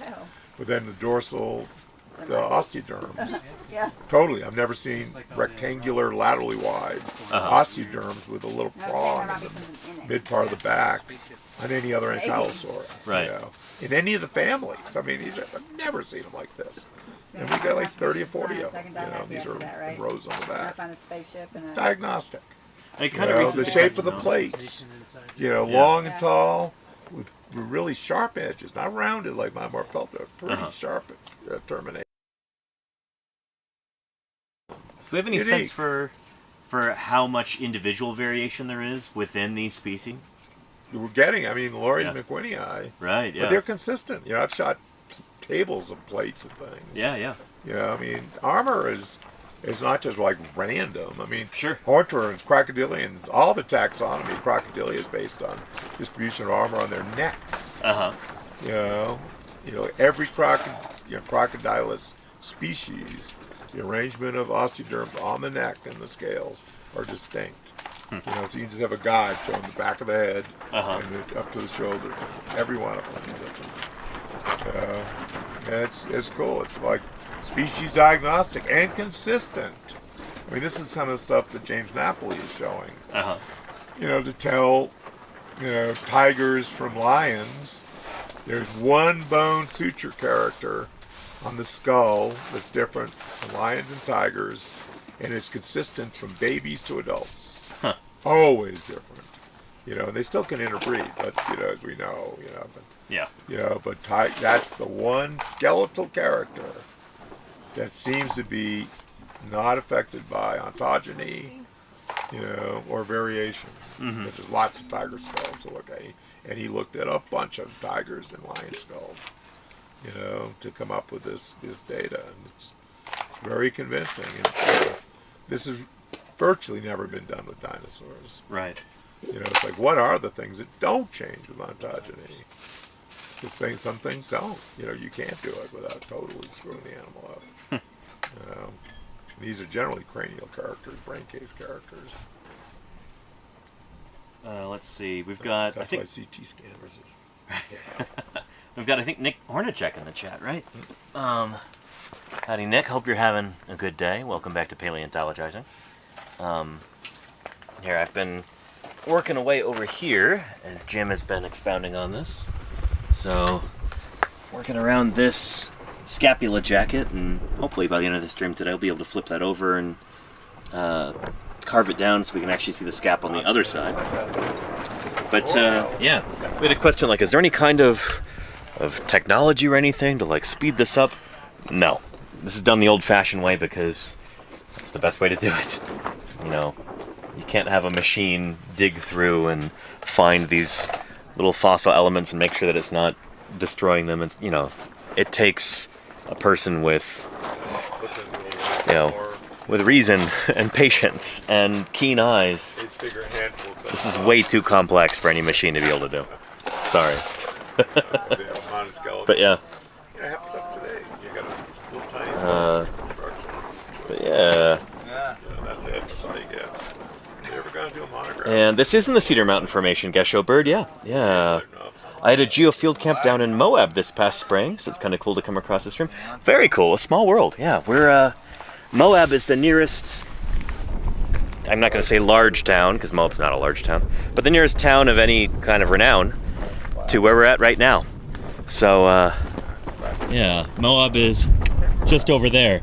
If you go over, climb that ridge at the top, you'll be able to see Arches National Park on the other side. And Moab is just beyond there. So we're out here in the middle of the Utah desert in the earliest Cretaceous Cedar Mountain Formation. We're just above the Jurassic Cretaceous boundary here. In fact, in this little valley that we're in, there's little bits of Morrison Formation popping up here and there. So we're basically right here, like on the contact. It's exciting stuff. And I'm here with the Utah Geological Survey. We've got a new species of iguanodont dinosaur that I'm helping excavate today. I'll be here for about another week and a half. I think there's 10 more days of digging after this? Yeah. Anywho. John says, can it be 3D scanned? We will be 3D scanning all of these fossil elements, I think, once they're getting ready to get published. I presume we'll be scanning them. But you can't scan the ground, you know? You just end up with a scan of the ground. There's no name for it? I published a name for it. Oh. But it's like in Quonset 2. Do you have a bone that we can show off real quick, Fisher? So people can see how difficult it is to pick these things out? This one's actually pretty nice. That is pretty nice, yeah. Compared to a lot of the other bones you might find here. So this is the more obvious stuff, and then you have something like this, which is right, yeah, a little more potential skull bone. Holy cow! Yeah. Maybe, and then like this thing down here too, which yeah, not so great, but it's still a bone. Yeah. But yeah, it can be pretty cryptic here. Nice. The quality of the bone is highly variable. Yeah. But the good stuff is really good. I mean, even this here is a bone. It's like, this is one of the ugliest fossils I've ever seen. We're still going to collect it, of course. Could be important. I mean, it'll be prether in the lab when it's cleaned up. Yeah, exactly. It's not gorgeous here. It's precariously close to that nail, though. Yeah, I mean, this is just kind of the lottery that you play. Yeah. We have to put down this grid system across the quarry, so nail there, nail there. They've got this pink flagging tape on them. So some of them end up pretty close to some of these bones. But we have to be able to do this in order to be able to keep a coordinate system and map everything out properly. So that's how it goes. Yeah. You know, serious gross anatomy class in college. And how long will it take to get most of the fossils on this site? Well, yeah, before dawn. We're going to be here until like the first week of August. That's as long as we have here. This site will continue to yield more bones, probably for decades into the future. I don't know. The more you dig through here, the more and more stuff you'll find. This whole valley is just littered with fossils here. So it's not the number of fossils that limits the amount of work we can do here. It's our budget and our time frame and like the amount of people power. I did dissections. It's crabs and sharks and things on my own. yeah. Oh, you did? Oh yeah. I did a lot of extracurricular. But yeah. Yeah, with an instructor available. You're welcome before dawn. Yeah. Like the guidebook, the dissection guide. Yeah, felt really old from that. You know, that shark is probably 20 years old. How's the weather out here? Says Paleyhorn. Looks hot.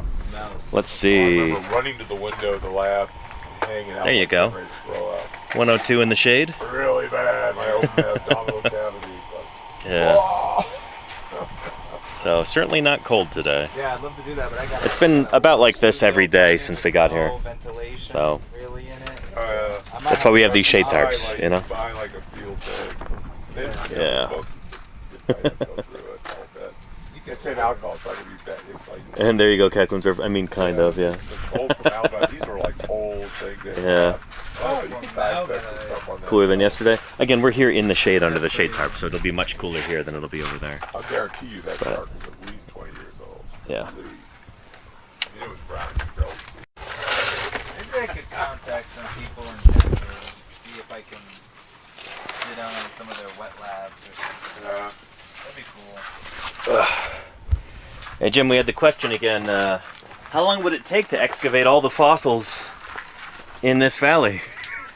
In Doling's Bowl? How long would that The take? rate we're going, 1,000 years. Yeah. It's a major site. That's why I want to make this a national monument. Right. Fossil beds, you know, where ongoing research is promoted. Right, But we have bunches of sites like this in this area that are unique in all of North America. right. You know, and we want to encourage ongoing work and research. Mm-hmm. You know, we didn't know any of this existed just 25 years ago. You know, we didn't have a Berriasian site in North America until we found this in 2005. Uh-huh. You know, anywhere. So if we had, say, 10 crews like us, but working the whole summer long, you know, Here, 3 months out of the year in doing Doling's it right. Bowl. I mean, that's Doing it the thing. right, yeah. You know, not whacking it out of the ground. It would still take, A couple hundred years. yeah, I mean, seriously, it's a big, you know, it's like 20 hectares. yeah, Theoretically, you know, and you say, oh, we got in there and it's like pretty barren.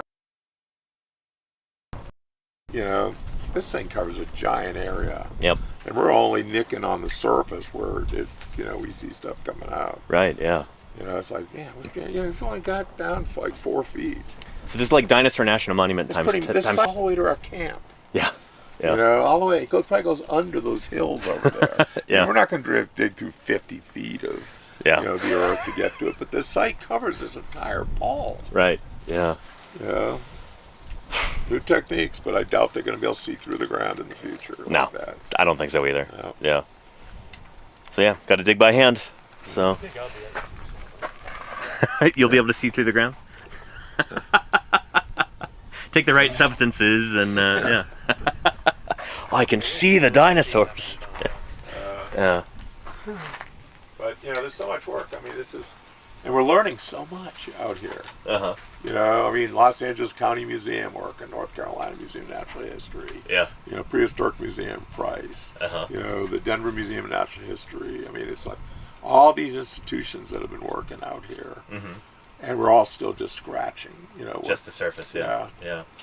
It's just, you know, it's all new. Just licking the tip of the iceberg here, and it's just. Licking. I wish it was, yeah. Actually, I don't know if I like that. I just came up with that now. I'd love to know what we're going to know in 50 years. Yeah. You know, 'cause I probably can't even imagine what we're going to know then. Yeah. I mean, most of this 45 million year record would virtually didn't know existed before. Uh-huh. It's 2/3 the age of mammals. You know, Right. like I'm going to dive in and figure out 2/3 the age of mammals in my lifetime. Right. Over 3 counties. You know. So it's kind of funny being here and like digging at a site like this because we get a little bit done in 3 weeks of working. We get a lot of bones. We've got, shoot, let's take a look at the haul so far here in this box. More jackets than I thought we had. Mostly small stuff here. We started at 680, so up to 30 things that have been mapped. Okay, nice. Yeah. That one just So, popped out today. Unfortunately, Beautiful. I need It's, a better it Sharpie. still feels a little clammy. Yeah, I need a better Sharpie. It's coming. Yeah. I don't like I know Maybe, should we put that on the list Ethan for has some. for city market, or okay. And then here's our specimen log right here. I'm just getting ready to start a new sheet. Nice. Under one lucky 7-Eleven. Yeah. So yeah, you know, I think we got, was it like close to 50 elements last year? Oh yeah, at least. Yeah, no, maybe it was close to 100. I forget. Yeah, over 100. Over 100. Yeah. So anyway, we'll get about 100 bones or something like that over the course of about 3 weeks, and then you look out at this landscape. Just look out at the shade tarps there, and you think, I looked all the way to the camp. I mean, yeah. You know, where I used to set up my tent on this level, and there are teeth weathering out around my tent. Don, there's bone coming out right below his tent. Right. I mean, what do you do? I mean, it's huge. Right. You know, we don't want people just ripping, destroying stuff, getting chips of bone out, because right. It takes a long time to get a complete bone out of this. Yeah. But you think about it, if we had, I don't know, serious government funding for this kind of thing. Or to figure out how do we create an income stream that's stable. Yeah. And the only way I can see it doing is when we set up an attraction of such that people want to pay, come in, and then that money is turned back into the work. Right, yeah. That's why I'm in this whole, This is just the beginning. Fossil Beds National Monument. Yeah. But you got to have money coming in. Right. Nothing happens without money. Right. But like, think of what we could do if we had money. Think of all the crews you could have out here. Think of, this could be, one of the world's most famous fossils. Government, endowment money needs to create an infrastructure. Yeah. Give me a big building I can put a lot of things in. Oh, yeah. And interpret what's going on here. Uh-huh. I can then pay people to keep up the work and ongoing, stuff. Yeah. The mind boggles at the possibilities, But here we are, just in our little hole here, just kind of scratching away on the surface. But you think about what you could do with some serious resources, A dig like this costs maybe a few $1,000 for 3 weeks. That's food and fuel and supplies and everything else. And we're getting a brand new species of dinosaur out of this. Several brand new species of dinosaur, really. Like, that's peanuts. That's nothing for, like, major scientific discoveries. It's kind of astonishing sometimes just how cost-effective paleontology is. Costs almost nothing. So, yeah. And St. George is like 110 degrees out right now. I mean, here it's not that much cooler. Again. What are we at here? In the shade, 102. So, yeah. St. George, Utah. Oh, boy. What's that old joke? Why does the devil live in hell? Because it was too hot for him in St. George. Yeah. And Before Dawn says, how is this one found? Like I said, this whole valley floor is just kind of littered with fossils. And Jim and Don came out here in... Well, we first found it in the 90s. Yeah. I walked into this valley by 91, 92. Yeah. Because, I wanted to know where I should look. We discovered the Gastonian quarry because of rock Gaston. Yeah. After we knew we got gold in here. Mm-hmm. Because at that point we were beginning to realize that North America. Right. Upper Yellow Cat. And I'd heard there's this guy, Helmut Doling, that mapping Arches National Park for Utah Geologic Survey. And he's been mapping the surrounding area as well. So I wrote him a letter telling him what I'm doing. I'm looking for a map showing the outcrops in this region. I get a couple weeks later, big folded up package, and I unfold this thing, an 8.5 by 11 color Xeroxes, and this is a 93. Yeah. Taped together, with just Scotch meticulously tape, lined up. lined up. How big was this map? Fold out, 10 by 10. I mean, it was a Xerox of his working color pencil geologic map. He was mapping arches. One of the great geologic mappers in the history of Utah. Yeah. He sends this to me. I look at this area, and this was all mapped as Morrison. So this spot where we're at right now was mapped as Morrison. This whole bowl was Jurassic. And knowing what I knew, and I knew the rim, which was for him the base of the Cretaceous. Yeah. I'm like, cat in it. And there was a road on the map going in here. Yeah. So, and we drove on in here, Uh-huh. parked on the other side of those big hills over there, Uh-huh. and hiked across them, looking, prospecting, came down. Oh, Yeah. there's bone on this carbonate bench here. Found bone on the calcrete. Uh-huh. I go down a little further. Oh, there's all this, teeth and osteoderms here. This is definitely Cretaceous. Uh-huh. Thought those cherty beds were silicified calcrete. Huh.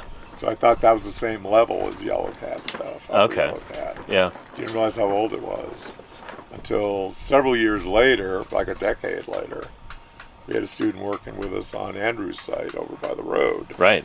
And he was looking at the contact and at the chert beds, and there's the calcrete. And I started realizing, holy cow, drive out here. Yeah. Oh, the chert beds are below the calcrete. Calcrete, I thought, was the base of the Cretaceous. Uh-huh. This is way down. This is obviously Cretaceous because of the fossils. Right. Drive back, line up the beds, drive back. I about drove between here and the Yellow Cat Road 5 times that day. Uh-huh. It's only a few miles apart, but, convoluted Just drive. trying to trace these, horizontal It's just, rock beds out. You'd be able to figure out where you are in time. We've got an older fauna, the Cedar Mountains, goes way down beyond what I thought it went. Yeah, yeah. And that's when I brought Don, Uh-huh. Scott out. It's like, we've got to find some bones in this stuff. So that was like 2006 or something when you came out here? That was, well, when we came out, it was 2005. 2005. When I make that discovery, Yeah. later that year, when Yeah. Don and Scott were out here with me. Yeah. We got to find something here. I know there's all this bone here, Yeah. but we need more than teeth and osteoderms. Uh-huh. And these guys scored this. Right. That's when they started finding stuff here. It's so yeah, shoot, 20 years ago. Yeah. And We've been working here pretty much ever since. we've got how many And we've new- left sites like Crystal Geyser. We walked away Yeah. from other sites that, like LA County Museum is taking over sites. That we Right, left. yeah. North Carolina Ridge, Museum of Natural History Mhm. taking over sites that we walked away from Yeah. this side. But this is the oldest stuff. And, as you know, the Jurassic mass extinction. Yep. This is the only place that where you can say, this shows that, this is a completely different world and maybe fairly depauperate in diversity compared to the Jurassic. Right. You Yeah. know, that we lost all the sauropods, all the big carnivores, replaced with big, European taxa. Right. I'd say it's, there's so much work to do. We've got to tell the world about this. And, Yeah. Dawn of the Cretaceous. Yep. Fossil Beds National Monument. We'll be folks. talking about that. Yeah. Someday I may be dead and gone. Someday. Someday. Well, I'm really eager to do whatever I can to help make that happen because someday. this I area want people deserves keep to be working on that. protected. After It's so I'm special. Gone. I'm in my 70s. Utah Raptor State Park took me 30 years. Right. 30-year projects are pretty tough in your 70s. Yeah. Well, we'll see. Get some more water, but pretty special place here. No, you had, what's her name? Claire Burr says Jim will live forever. Just put his head in a jar like Futurama. We're hoping to. Yeah. She's done a lot of good moonlight. We'll see. I've been out But in the field with her. it's going to take a lot of people, not just one person to make Dawn of the Cretaceous National Fossil Beds actually happen. So. Natural resources. Yeah, the head of DNR was the one too that came directly. What was her name? Yeah, I remember when she walked up on me in Gray's Cavern when I was receiving that Scobertia from those guys. Do we have a petition or anything yet? How can we get involved? We'll be talking about that later on this year. Oh, my big boss. I'm going to talk to Jim about Oh, the governor. what's our plan of action. Jim already put together a prospectus, so like a little write-up. Oh, I gotta fix this tarp. Little write-up about like, here's our plan proposal. Here's what the monument would look like. Here's what it's about. All that stuff.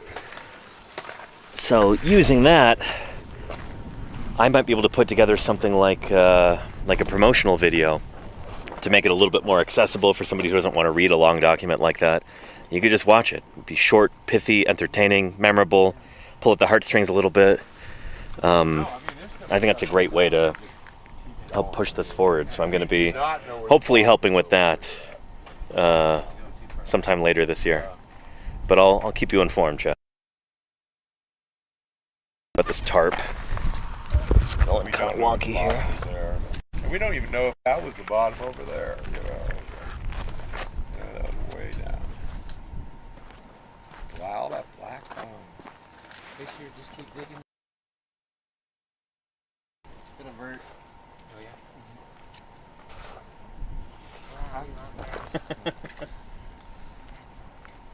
Now, if I had a bobcat, I would take all of this and I'd just keep going down here and just, what is anything under this?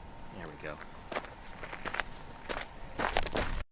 That's a temporary fix, but should be good enough for now. Yeah, no, I'm with you.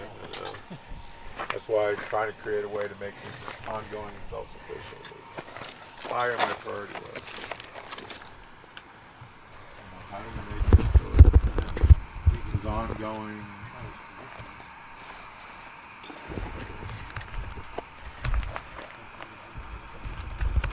Like that. You know, is there any way we could take over Moab Giants and make that centerpiece for this region? Yes, I don't have those. Dang it.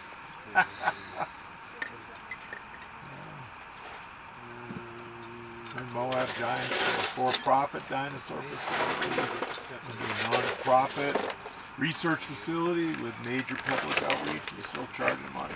Yep. Yeah. Instead of putting it in your bank account, you're spinning it back. And, you know, that was built by financial investors, and I know they want out because they're not, you know, they're not financially investing anymore. Yeah, it doesn't make the return they were promised. This stuff doesn't bring in huge amounts of money. You know, you do this to support it, and you get yourself a dinosaur monument. Get your name on the building. But you're not going to make $100 million unless you break the law. This belongs to American people.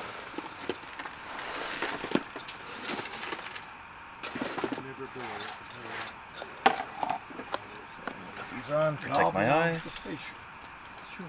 He's an American person. Fisher's the American person. I don't know if I'm a person.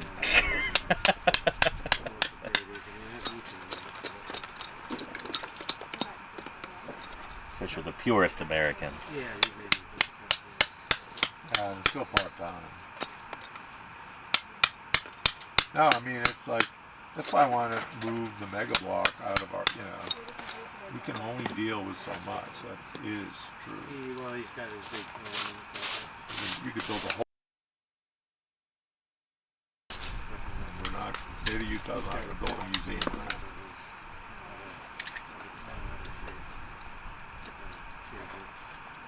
Geeks Tour said 3 NFL players signed today for about $310 million over the next 4 years. Imagine that money instead used on a site like this. Well, that's $10 million dinosaur research facilities. Exactly. 30 of them. 30. 30 of them scattered throughout the state. Imagine the coolest dinosaur museum you've ever seen. If 30 of those. You had 300-something million to throw it. Yeah. We could do that through the Rocky Mountains. Yep. Yeah. And use it as a catalyst for ongoing research funding. And the thing is that this region could sustain that, you know, both in terms of fossils and viewership. Yeah, 50 million, as I tell people, that $50 million T-Rex. Yeah. That's 5 major, you know, paleo interpretive research facilities. What a waste. With dozens of mounted skeletons in it to get people in the door to begin with. You know, dinosaurs of Utah. You know, 5 million, I could easily get you 47 mounted skeletons of animals known only from Utah. Right. Or definitely known from Utah. And tell this story, which has never been told. I mean, I did Allosaurus, big Allosaurus, giant sauropod, probably the biggest North American dinosaur, with a group of Tyrannosaurs. I want that as a tableau in the facility. That would be pretty awesome, yeah. About 150 That would be jaw-dropping. Animals stand about 50 feet tall, 100 weighing about 60 tons. Tyrannosaurus Rex up to its knees.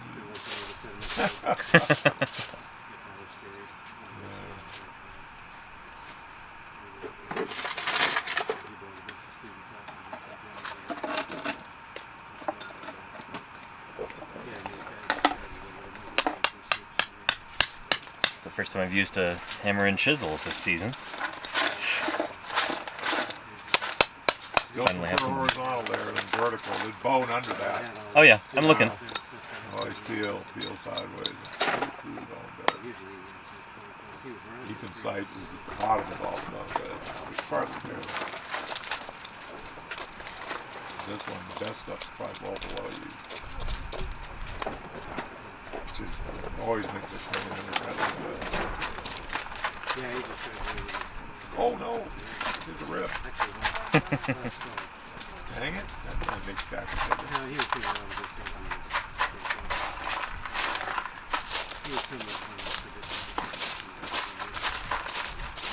Work with the grain of the rock.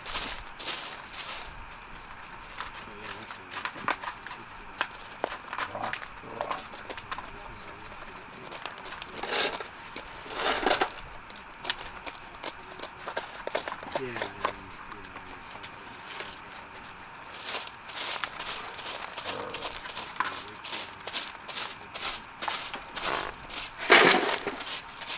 I so want to be in there digging right now.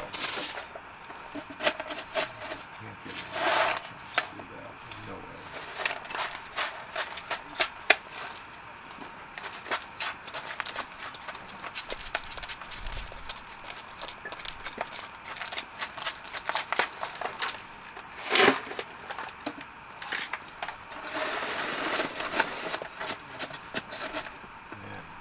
And Geekster says, are we expecting to flip this today? I've got an hour. We'll see. Go for it. Yeah, I bet you I can. Depends how distracted we get.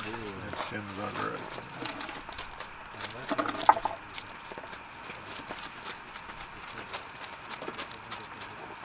Being particularly careful because he doesn't want to blow it on camera.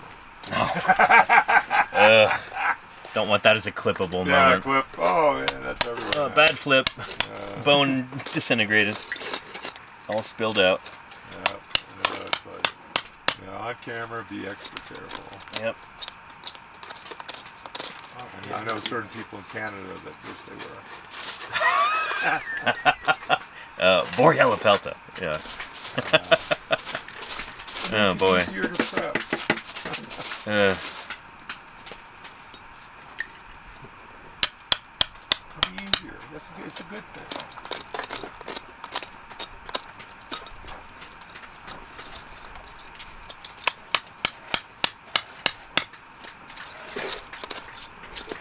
I love it.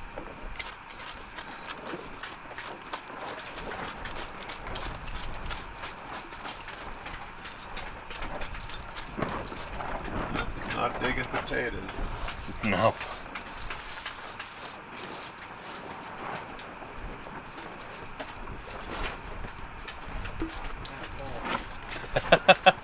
Geek Store says, paleontologist hears about NFL salaries, breaks specimen in anger. More at 11.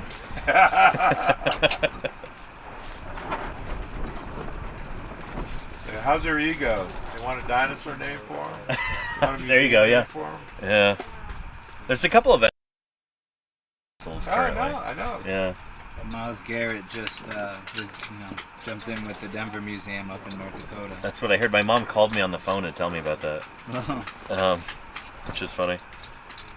Oh, Dan Aykroyd put the Curry Museum over the top. What team did he play for? He's an I'm just kidding. No, but yeah, he. He did? Oh, yeah. I've seen a video of him meeting the Ankylosaur Zool, Yeah. and it's pretty goofy and fun. Really short video about that. No, Yeah. it's fun, But he was like clearly very impressed. yeah. No, there's no question. There are people that like be part of our team. Yeah. Yeah, we're a fun crowd.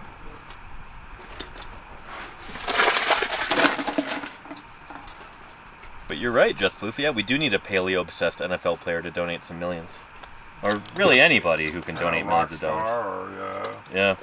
Or investment banker, or yeah, a crypto scammer, or yeah. Logan Paul. But I have to admit, I'm not wanting a Trump source. That ain't coming out of me. Burnt that bridge, Donald. Burnt that bridge. What did Don do now? Oh, different Don. Yeah, different one. Yeah. He's burned hard.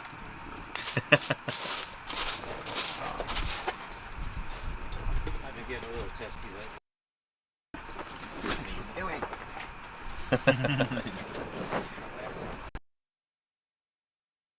Chance the blue-eyed Trump. And Princeton, it's really nice to be back to. Yeah,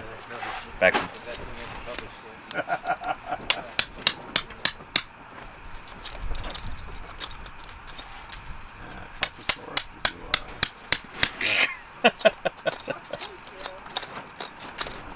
Married to Donald forever.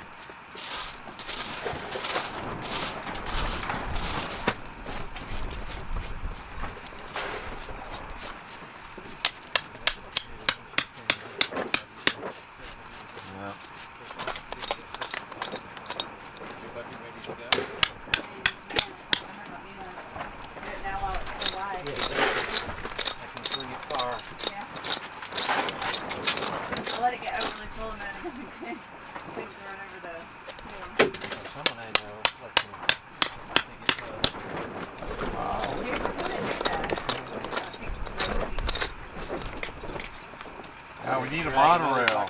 We need a monorail to cart these things out. I'm with it. Monorail. I hear those things are awfully loud. Oh, we do electric, solar powered monorail.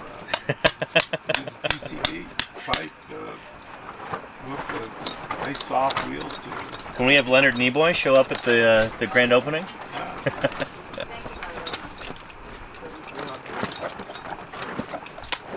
No, that's the first one. I set that whole scene. Yeah. Ontogeny. Now, there's a Simpsons episode that Leonard Nimoy is in where they have a monorail. He's there for the ribbon cutting ceremony at the opening, and it's a whole thing. I thought you knew what I was talking about. But No, I didn't. That's why I mentioned Leonard Nimoy. Yeah. One of the best Simpsons episodes of all time.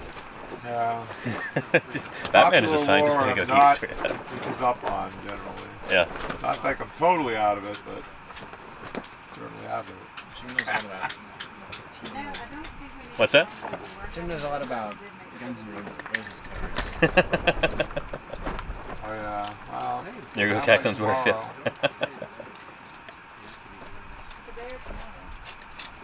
Oh, no, No, today it's- is 25. There you go, Crimson. Yeah. Depends who you talk to. Yeah. Well, what Oh, I got another full.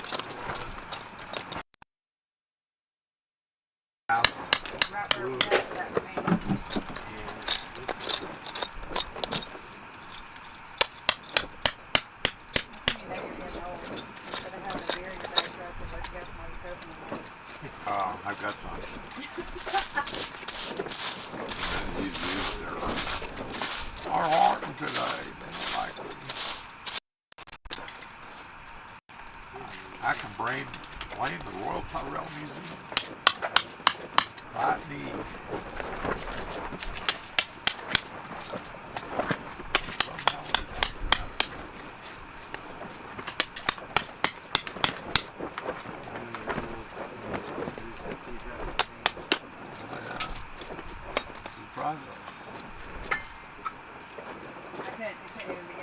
My knee injuries, Panacontin. Onyx, is this peak life? I think so. What do you think, Fisher? That's when you're coming I up mean, to the skull. It could be Cenozoic. Darn you, Fisher, but yeah. Peak life is when you uncover the skull. And There we go. like we're into something really hot. That was the whole first day, wasn't it? That was like But this is That happened. It's happened to me more times than anyone deserves. Yeah. This is pretty close to peak life, I would say. You know. Yeah, we get to get on that Matterhorn. And, I have been in, like, I have got gold more times than I deserve. We get to be out here in the desert, hanging out with cool people, excavating specimens. We're on the cutting edge of science here. And then talking to Dan. Sort of.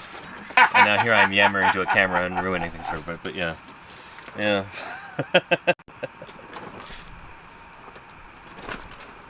He's a mouthpiece.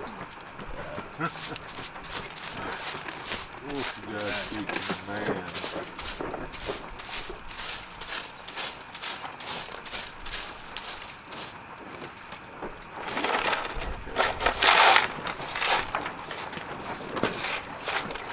I have got that up.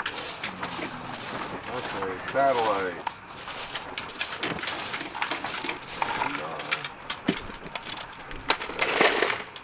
Cisco today 10%, tomorrow 15%. Oh dang it all.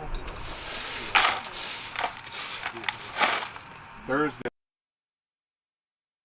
101 on this app with Pure Sun. Yeah, it's not there. There you go, Alexandria. Our resident croc enthusiast says peak life would be uncovering a fully articulated Cebesid/Barynosuchus body fossil. In my opinion, of course. Yeah. Fair. We have 3 or 4 taxa that probably lived in this marsh. Of crocs? Yeah. Yeah. Based on teeth and things. Like we get fragments of skull bones. Mm-hmm. Time to empty this bucket. Yeah, wow. Nice croc skull, like he was happy camper. Johnny Opland, or Shark Chocolate Seekid, yeah. So, when am I going to see that manuscript?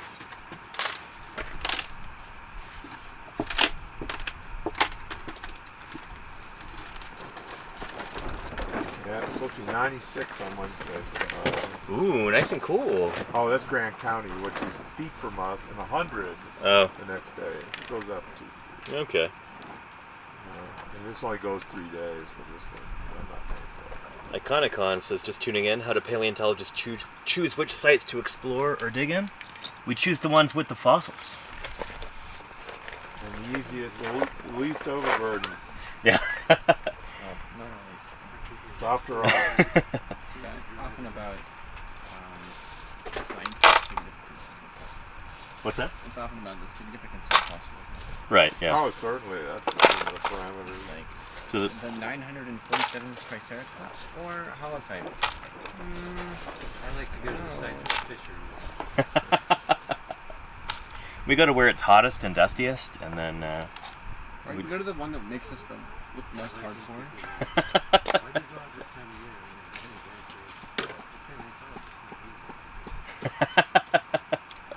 We go to the ones with the best Celsius.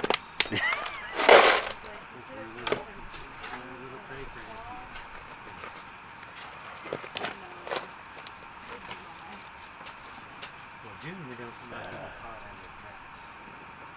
In July usually start getting some sun. Moab's 102 right now. But anyway, we find these sites by prospecting, walking around looking for fossils. In order to look in the right area, you got to know the local rocks, what age are they. Good quality is excellent. Yeah, it takes a lot of background knowledge. And not just usually found in sedimentary rock, nearly always, with hardly any exceptions whatsoever. Ashfall fossil beds, that wouldn't be igneous rock, would it? Oh, it is. No, it is, Yeah. but it's an ash. It's ash. Yeah. Sedimentary. Yeah, it's largely glass. Deposited. Yeah, I mean, Yeah. powdered glass. So It it's, wasn't good for the it's always animals. sedimentary rock, pretty much. Like Lake Totally would be another borderline example where it's like a trackway for a bush. Yeah.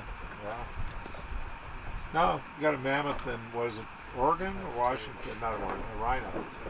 Oh, You know, mold, lava flow. You know. And I don't know how they figured it out, but they went in and they made a mold of it. because it looks like a rhino. And it is, yeah, well, It's like, yeah, the rhino got buried in lava flow and natural mold. Wild. That's famous fossil. Like Yeah. Pompeii. basically. Yeah. Gone but not forgotten. But it's like I've seen that one before. What? Actually. Yeah, no, I've seen. They're like tree I've got the casts. reprint somewhere. Seen that one in person. Pretty amazing. It's an extreme example of a fossil for sure. But they have lava flows that go over forests. They use all these casts of the trees, and You know, you get very this, often like, they're not completely burned. Hawaii even. and stuff. Some craters in the moon in Idaho. Or Yellowstone, you know, you get standing forests. They're buried under ashfalls. You know, stack going up the section. Let's see, finding fossils in forests. Somebody.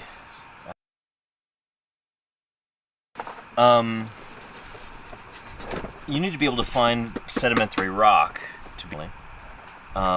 Usually forests are not great places to look, but I'm sure there's exceptions to that. There are people who do fieldwork in Central America or the Caribbean. Like, you're often looking around in forest, sometimes like rainforest, and then there's some rock outcrop there. You dig in. Some of the stuff in Eastern Europe is like that too. Actually, Europe as a whole, you might have like a fossil quarry in the middle of a forest, but that means that there's like exposed rock right there. But again, if you're going to go out prospecting, you want to go to an area where there's lots of exposed rock on the surface. So that's like a desert or something like that, you know, like kind of habitat we have out here, kind of environment we have out here rather. A lot of European as mines are Yeah. economically important rocks in the north. So some of the first dinosaur fossils to be scientifically described came from like stone pits and quarries and places like that, like quarries where they're mining rocks for building material or stuff like that. Occasionally like coal mines, like the iguanodont from Belgium at Bernisar, that was a coal mine. Reno, Spain. Yeah. Coal mine critters? No. Oh. Europelta, under coal seam. Oh, interesting. Uh-huh. 20 prows, argonodonts, articulated. Huh. Dozens and dozens of crocs, 100 plus turtles. Uh-huh. You know, because strip mine, so it's like exposing acres of the. So it came from a strip mine?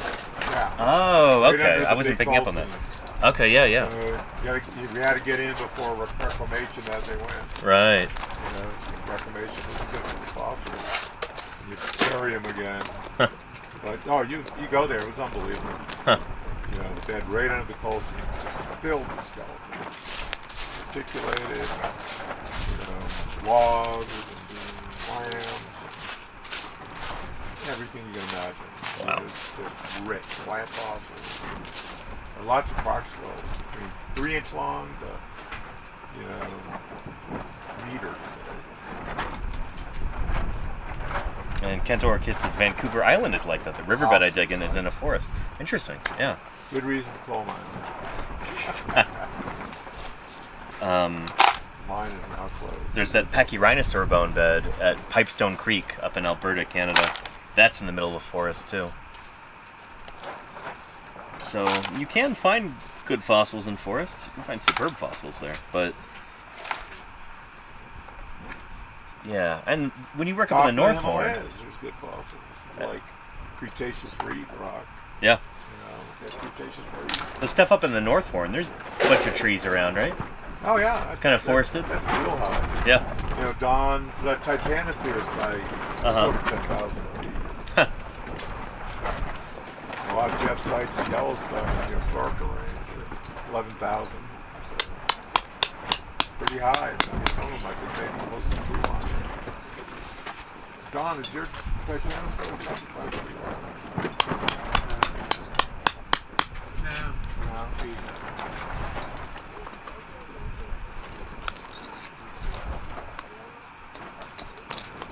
Alpine, fossils. Yeah. Now the North Fork's a good winter digging spot, or not winter, summer, because it's so high.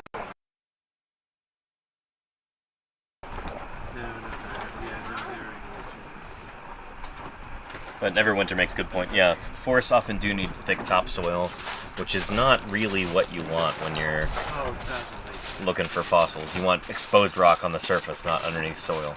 But there's exceptions. There's places where you get thick soil that can support trees and other plants, and just right next to it there's a bunch of exposed rock. So Dave the answer to Wilcox this, is doing well in the bridge like here, most boys. things in life, is it depends, I guess. Was he out there with Alex? I know, I'm looking at it as a group picture if I see it, Alex. Claire says, can you think of any technology or machine that might make what you're doing this very minute any easier? Yeah, there's this super high-tech thing called air conditioning. Also things like walls and a roof. Absolutely. Great crew from Utah State. There's this interesting called Utah currency. State's up there, so is Josh Moolah. up there. With some of that, Bridger we Basin. can do really good stuff. Utah Make State. things a lot easier for us. Yeah. Could be USC Logan.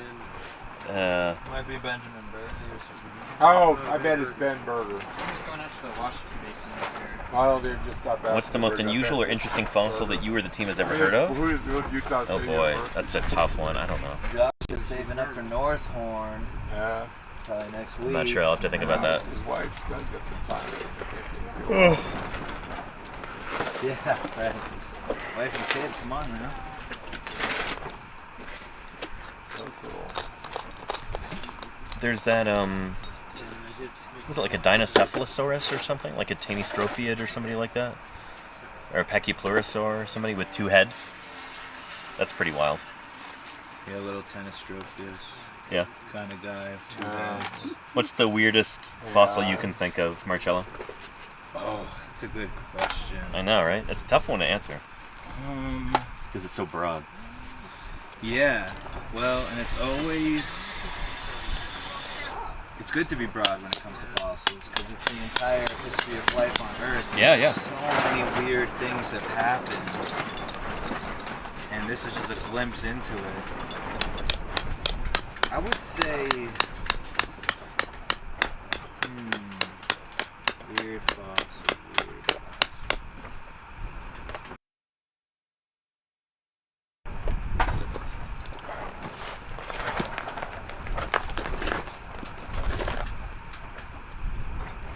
Definitely, I definitely gotta go traces. Yeah?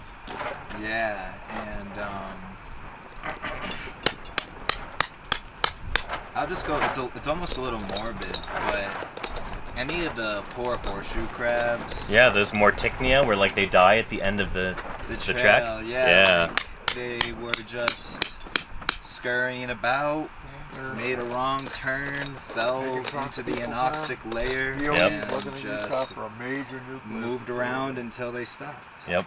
It's a little creepy. It's a little weird. They've got one of those in Thermopolis Right. at the Wyoming Dinosaur Center. That's pretty cool. Yeah, that's the one I'm familiar with. But gosh, like I would love to have even more time to think about this. 428 comments. Trace fossils especially, they're the weirdest ones. Yeah. You know, Records of the animals in life. Yeah, well, it's just like you have a weird looking animal, like a weird looking plant, a weird looking bone. You could say, okay, it's weird. Uh-huh. But if you have a trace, it's like this actually happened. This weird thing happened. So, yeah, and it doesn't even have to include the animal dying. Like, actually, there's a sauropod track site in Ouray, Colorado, where it was this sauropod in the Morrison, and it's a very long trackway. It walks and then turns a complete loop and then comes back around like a giant ribbon, you know? Yeah. And it's just like, why did it do that? Like, no one knows why it did that. And the weirdest thing about it is that no manus impressions are recorded. Almost like it's just walking around on its hind legs. Yeah. And does a loop and then keeps going straight after that. Yeah. Wow. Exactly. Could it be that there's overprints? That the hind feet are just obscuring the the hand footprints? It's possible, but the only problem with that, in my opinion, is that the trackway is already so long. It's like 136 prints. So you think you'd find some trace of... The manus. Yeah. And so there's the only other possibility is that if it wasn't walking on its hind legs, then maybe these are actually under tracks. Ah. And the hind legs were heavier, and the manus didn't show. Gotcha, yeah. Yeah, and the layer that the manus are on may have been eroded away completely. Interesting. But they're like pretty deep footprints. And how do you like this track and reconstruction? Let me see. Oh, that's the, I like that one. That's the Kentrosaurus that they got walking upright. Funny, yeah. That's a Steve I gotta Circus paper. save that one. Yeah. That's a Steve Circus paper. Is it? Yeah. Or no, he used that as That justification. picture?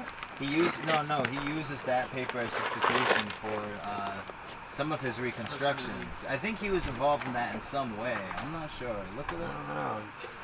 don't know. I wish someone has like 30 different pictures of track stuff, and I think it's an active project. Oh, really? Really? Yeah, I it's mean, that interesting. picture might have been recycled, but Yeah, you think Kentrosaurus could walk like that? no, I don't think that's its normal pose. I mean, I'm sure they could rear up. I'm not sure what Kentrosaurus is. Yeah. They're built to do that. But there's a big difference between walking and rearing up to reach stuff. You know, because you look at the structures where people call. Good heavens, they could rear up. You know, Whereas Bob this is like on trackway stuff. You know, these wider tracks are stegosaurs walking bipedally is what it is. You know, we have trackway evidence. That'd be pretty great. well, are they really stegosaurs or some other kind of weird? Yeah.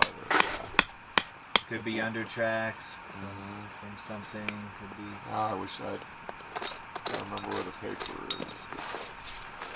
Or discussion of the paper. The manus only sauropod trackways, famous from Texas, are also pretty weird without the context that they're Probably in water. likely, not even just in water, but likely under tracks. Once again. Oh, okay, yeah. That Because- makes sense. Yeah, because for those titanosauriform, brachiosaurid kind of sauropods, their center of gravity and mass would have been way more loaded towards the front than the hind. Right, the yeah. long neck and the long. Strange, long yeah. arms. Unless it's a brachiosaur or something, but... Yeah. Because their center of gravity is probably much further forward.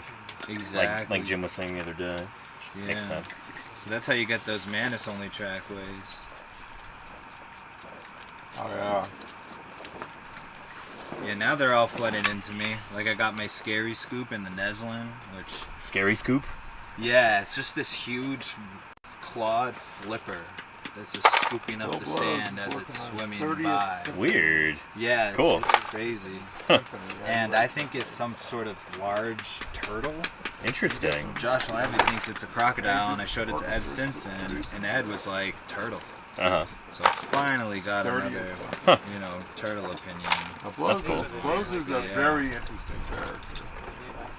Traces will always be the Well, weirdest because crocs are tail propelled, so they're probably not doing that as much. Turtles, they use their limbs to propel themselves in the water. Yeah, and a lot of crocodilian traces record a tail swish. Yeah, or yeah. just have like longer separation between the digits. Right.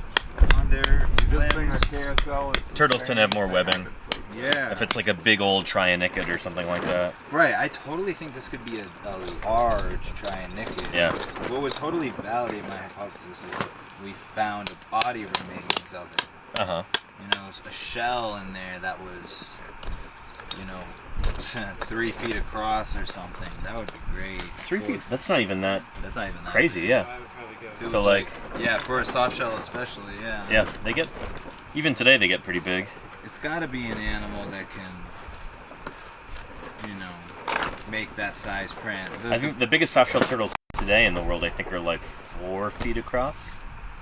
Yeah, right, exactly. So, that's not even asking too much. It's really not. Huh.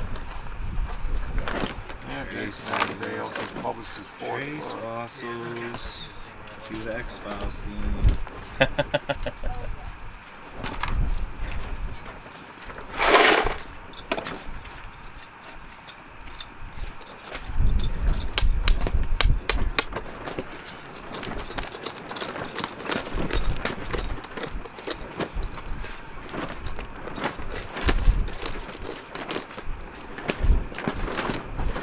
Can you whistle the X-Files name? Yeah, I can, man, I can. I was like, should I do it? I was like, nah, it's like annoying.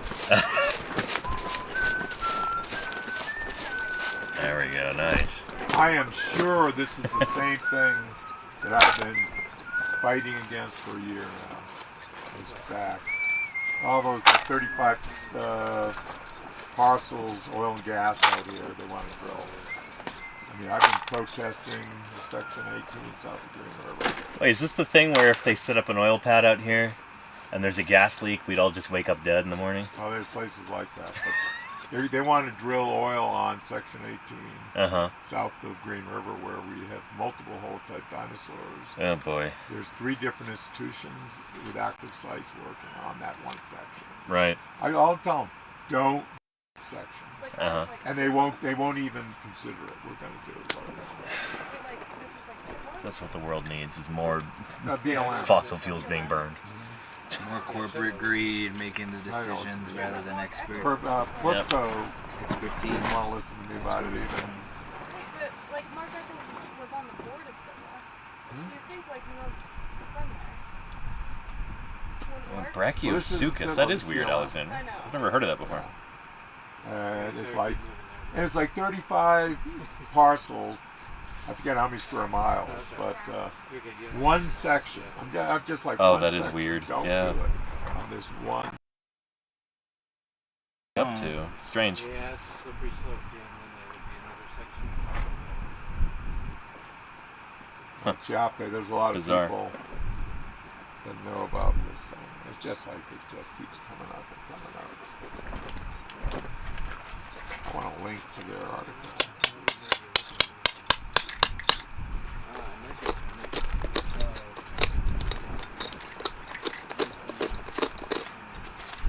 Our fossils are constantly in danger. I mean, they already died once. Like, already can't they died get some once. rest? They really can't, yeah, no. Basically, they're not even safe underground anymore.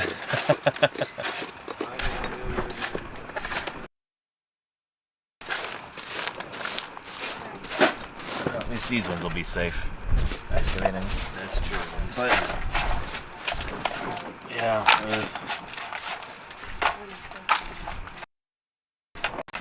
There's so much garbage. And Just Floof has a question. What if you had a massive array of fans blowing at the dig site? So that wouldn't help with too much. Like, it wouldn't help excavate these, except there is a site where they do that. They actually set up generators that have these giant, like, I almost want to call them industrial scale fans. At the Hanksville Burpee Quarry, they do that, and it's to keep gnats away, because they get just tons and tons of biting flies and gnats. And so by setting up these fans, they can blow those away and keep everybody from getting eaten alive by gnats. So there you go, Just Floof. No, not a stupid idea necessarily, not at all. Yeah. We can see the screen refresh rate on the phone, really?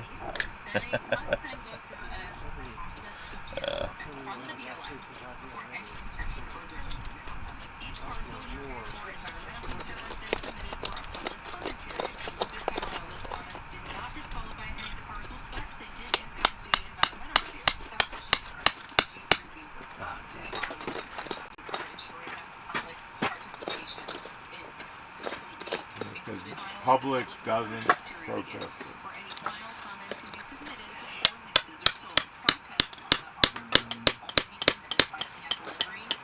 See? Hand delivery? Hand delivery? Huh.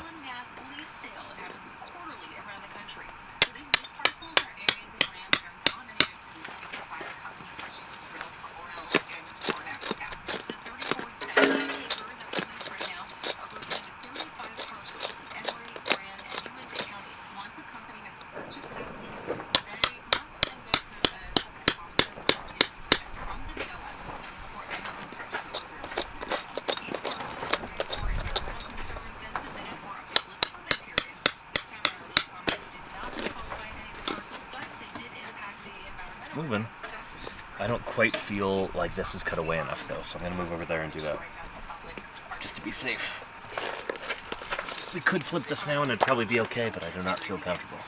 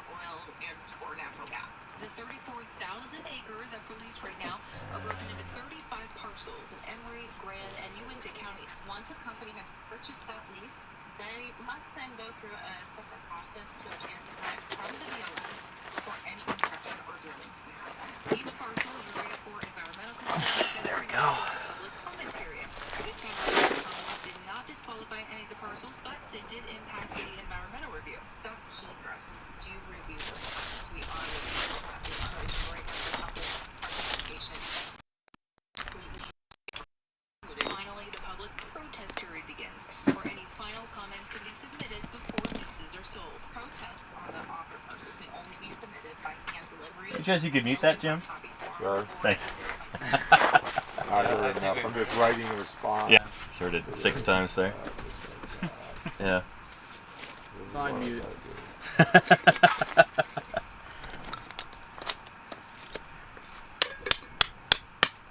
It's copyrighted by a music company.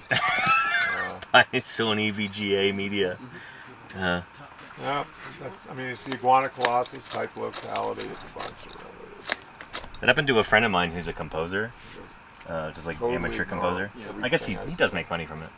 But he had like original compositions and it was copyrighted by Sony. Yep. Happens all the time. Cool. Yeah. I love the Definitely a system that benefits everyone. yes. We can all get behind that. That's how a lot works.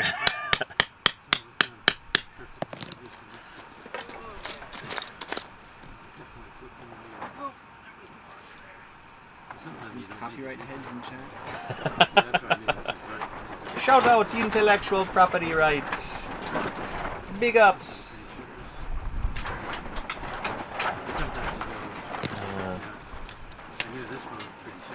And Melinda says, do the bones come closer to the surface after years? Is that why they're easier to find here? They don't come closer to the surface. The surface gets lower and lower around the bones as they erode out. That's the idea. So, I guess in one way of looking at it, you could say they're coming closer to the surface, but it's really the surface is lowering. Yeah. And Dirt or Bust says, how are things going?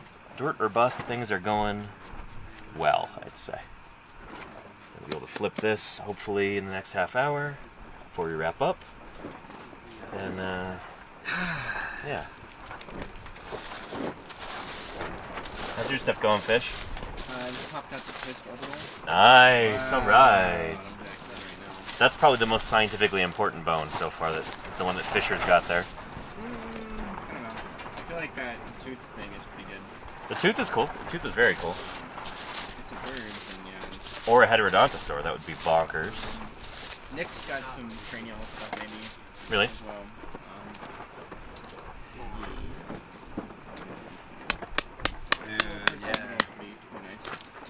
I did mark his medium high, so maybe I'm underestimating it.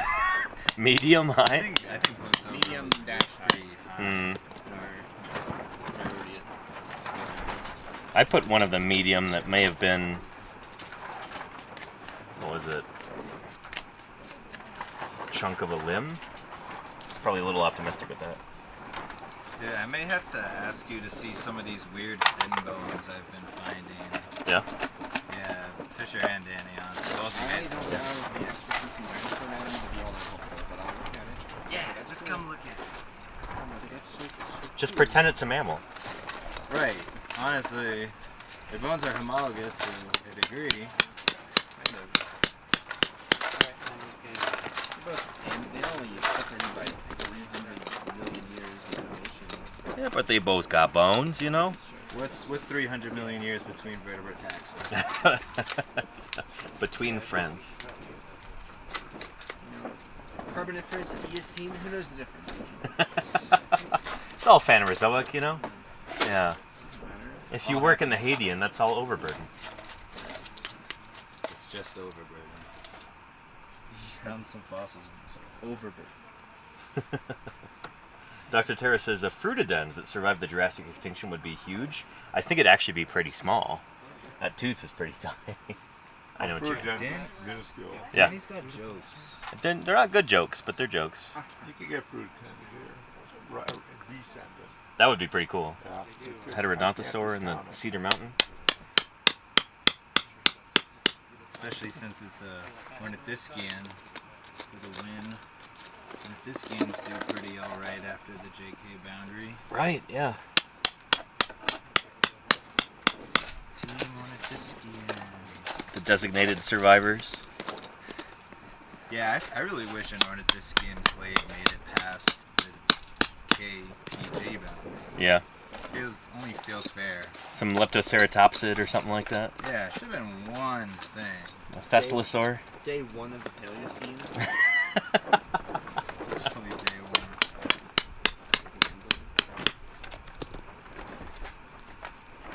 Gotta find one. A diabetic. Why is it diabetic? Let's see.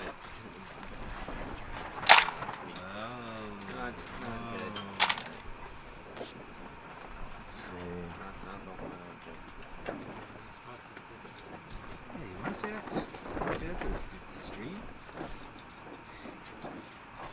Make that joke on screen? Gary Ankela says, weird question, but would you recommend ear protection for this? Maybe for the viewers at home, yeah. So you don't have to listen to us. But Another joke. but we're okay, you know. Yeah. The Guns N' Roses covers start playing.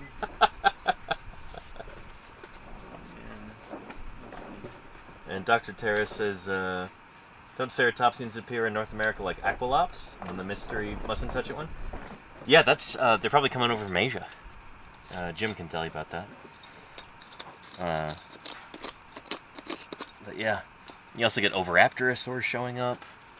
They're probably coming over from Asia. Aqualops probably comes from Europe. Oh, really? In my mind. Interesting. Yeah, just Now that we have well, ceratopsians from Europe. Ceratopsians. Yeah. Recently heard of similar real weird basal ceratopsians out of Europe. Oh yeah, that one Zalamoxes. Yeah. Zalamoxes, oh man. Isn't that Jeff Rotel song?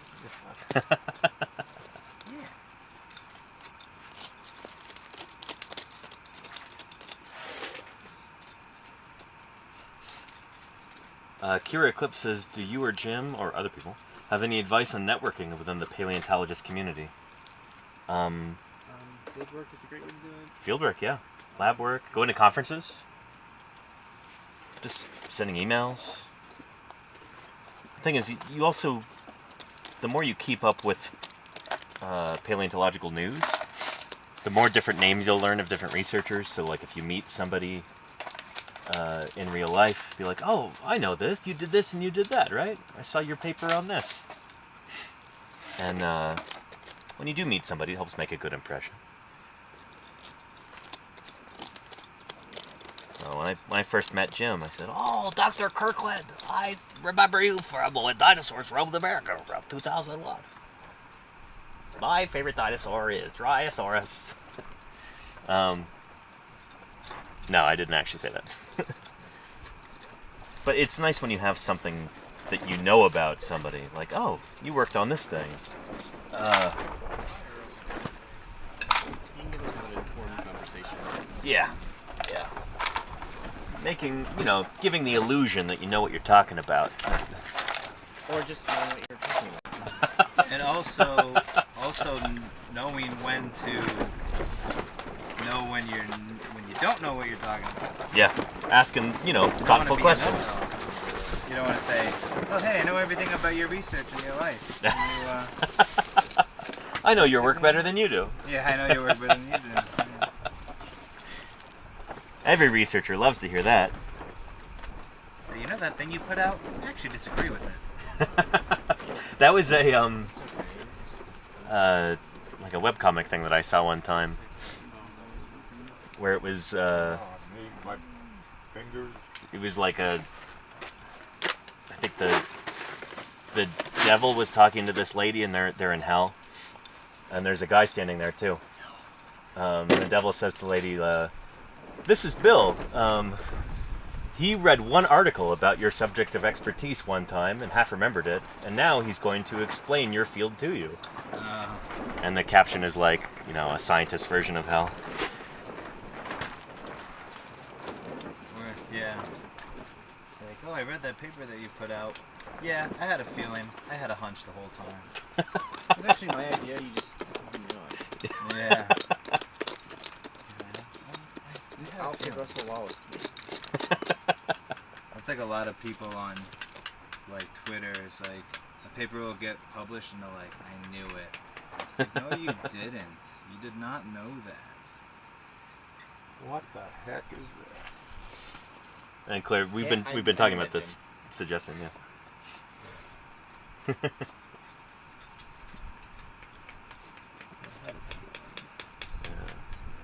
That's okay, Claire.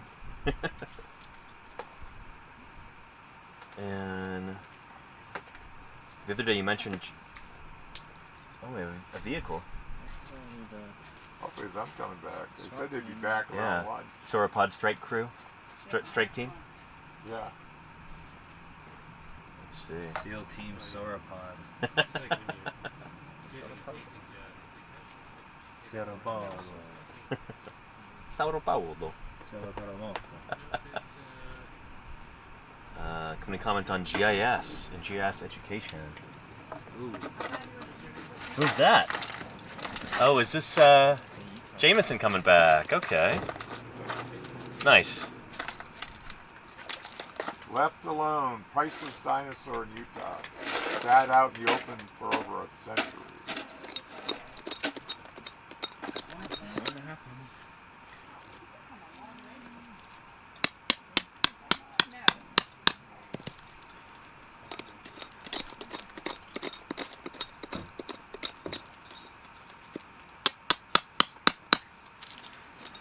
Welcome back.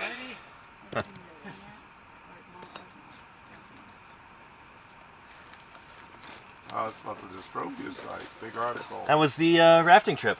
It was a lot of fun. Nice. Never bad to be rafting on. No. And a lot of people. Oh yeah. Hi, I bear no treats. Oh, okay. Well, thanks Sorry. for bringing Jameson back, though. Yeah, that's kind of great. Are you streaming? Yeah, right here. Hi, everybody. Yeah. Let me just say hi to a couple of people. Jim. I'm Jameson's mom. Howdy. Yo, what? I've been watching it on the screen. I jumped onto your bench actually a little bit. Really? Yeah, he's Yeah, doing I well. did, and then I moved back here because I got so. I got a bunch of Warm dogs. out. Kind of. It's kind of crazy. Yeah, I'm just like trying not to blow through stuff. Honestly, I've been finding a bunch of thin oil bombs. They're stressing me out. Surviving your youth. Stressed. Step one.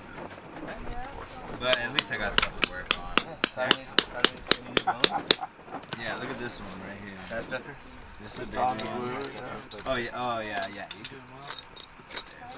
Oh yeah. This guy might come up into this. This thing was stressing me out. I don't even know if it's attached. There's this thing here, which I would have just been like, it's a nothing, but it's starting to take a weird shape. So I'm like, All right, this is about ready to coming out flip. here left and is right. this going on? Which one's destroyed? So I'm like, I hope. I do want to undercut it a little bit more, but it's tricky. It's in such a weird spot. yeah. Yeah. Any progress on that? Nah. Versus how much of a pedestal do you need before you flip this one? I need a little bit more than this. I'm gonna keep ignoring it. It's Okay, everybody, I'm gonna take off. Alright, see Bye. ya. Bye. You guys have a good trip. Bye. Great trip. And Yeah. then what's your, are you driving back soon or back I out? am. Got that together. I don't have an ice cream. Yeah, we gotta get you a nice pig. Oh. Yeah, you'll look around and find one, but What do you want me to do? I might have you peel back the higher layers. Reach. Right there? Yeah. I can just lay here. That's not a problem. Before noon, we read seriously. Okay, you might be able to do that. Or unless you feel like if you can work this and make it level, but you have to be super careful. Bones. I didn't find any there, but they're just thin. Like if you work like super, it's definitely the bone layer. I'll probably go with that. Yeah, where you can kind of work bigger. True. Oh yeah. Just jump back to your old bone. A pedestal. So when I was first excavating this bone, Definitely do you know, that. it's just like this, You can just find covered with a plaster cap like that, and then I dug down. So that's what's called pedestaling. That's what we call this, is when you dig down around a fossil, you'll be able to see you're kind of putting it on a pedestal by excavating around it. That's what I'm doing here. So that is the pedestal. Now, they might not let them check into like 3, a lot of them. Hopefully,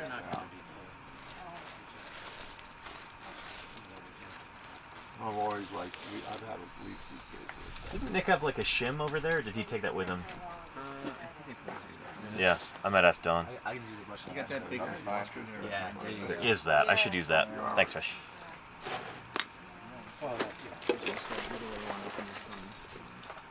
What's that? Standing size figures up in the sun above you. I might get the long, thin one. Oh, really? Well, this'll work. Show me what you found, James. What? Show me what you found. Well, I don't even know what it is, but it's a little circle.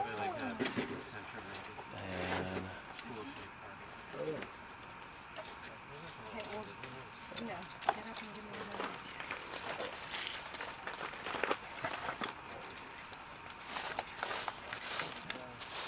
Thank you, guys. Did you jump in the river a bunch? I have a bunch of pictures of midgets in the water.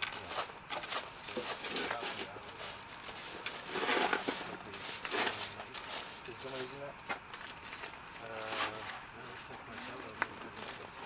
What would you looking for? Are you Martello? Yes. Thanks for keeping track of my hat the other day. Oh, that's right. Yeah. And Emily. Jameson loves you. Okay, great. Yeah, and I love them too. Yeah. But yeah, we've been working this bench together, pushing it back, keeping it nice and clean. So it's been good showing them what I mean. Yeah. He likes you a lot. Yeah. Gotta take him under my wing. I'm happy to take him under my wing. He's a good kid. Thank you. Good. I think so too. Okay. Well, I'm going to take off. Thanks a lot, Donna. Okay. Matt's doing good. Ruined his whole life. I know. But after 54 years doing this, it's been alright. Getting him started. It's been alright. Now it's 5. I'll do this. Okay. It can be done. Yeah. Bye. Emily, drive safe. Thank you, Danny.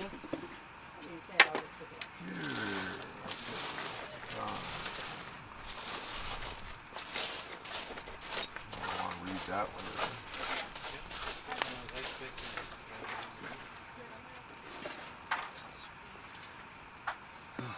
Yeah, that'll be good. Okay, you're doing a good job on that. And Claire says, jacketing is unique to paleontology, right? No one else is making plaster jackets to excavate anything that isn't a fossil? Archaeology might use it. I don't know if they use plaster jackets in archaeology. Maybe not anymore. Yeah. But I don't know what they use. I don't think they... It's pretty rare. I mean, occasionally if they want to like get like a box core sample intact. Yeah. You know, they might punch around, jacketed so they can look at a laboratory. Okay. You know, but there's other methods now. You know, for doing that, and it always depends on what's available even today. Right. Ooh, you really want to look at that profile.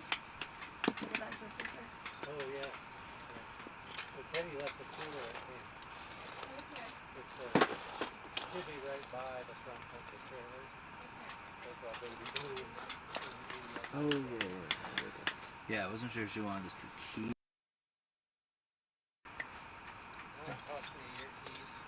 Oh.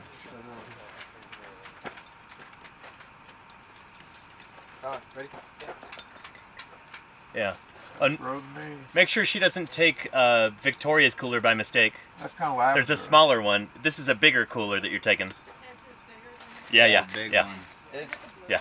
Big blue one. Yeah. Looking out for you, Victoria. Okay. Oh, Don would. Right.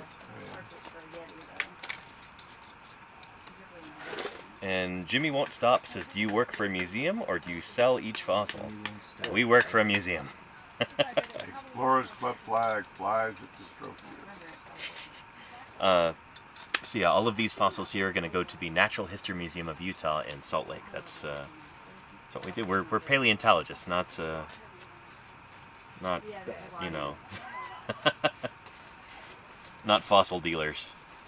We're excavating these for, you know, for science. That's what this is all about. So we've got what we think, we've got a brand new species of iguanodont dinosaur in here. Here's a scapulet I've got in here. So the funny thing is, fossils aren't actually worth anything. Like, the way that I think about it, these are scientific specimens. These are, you know, are natural objects. That's where their value lies, is what they can teach us about the history of life on Earth. There's no real, like, inherent monetary value to these things. And what's ironic is that, like, if there is a commercial for them, it's only because we as paleontologists have made these things cool and interesting. It's the reason why people like dinosaurs, is because scientists excavate them and reconstruct them and tell people what dinosaurs are. Otherwise, it would just be, you know, a lump of rock. There would be no public interest in these things if there weren't science, you know, interpreting them, figuring them out, showing these people what these animals looked like while they were alive, and creating that kind of mystique around them, you know? So, yeah. Jibby Won't Stop says, what's the appeal to pursue if you cannot get some value? I don't know. That's a good question. Like, if people are just digging these things up to sell them, then, like, you're totally right. What is the value there? With this, these bones will be there in a museum long after all of us are dead, you know? People will be able to study these fossils. The public will be able to enjoy them. That's, like, the ultimate value. You're totally right that, like, if you just dig them up and sell them, it's just a one-time thing. Why bother? But the way that we're doing this, we're contributing to making the world a cooler place. We're contributing to scientific knowledge. We're adding, bit by little, to what we know about the history of life on Earth. And that's as valuable as it gets, you know? So, yeah. Yeah. Just like any other quadrupedal animal, really. You know, same for, like, cows, bears. Spooky One says, as a Brit, I have an overwhelming urge to steal it for the British Museum. Don't even think about it. These dinosaur fossils are going to stay here in Utah, where they've been for the past 142 million years. You're not taking this to the British Museum.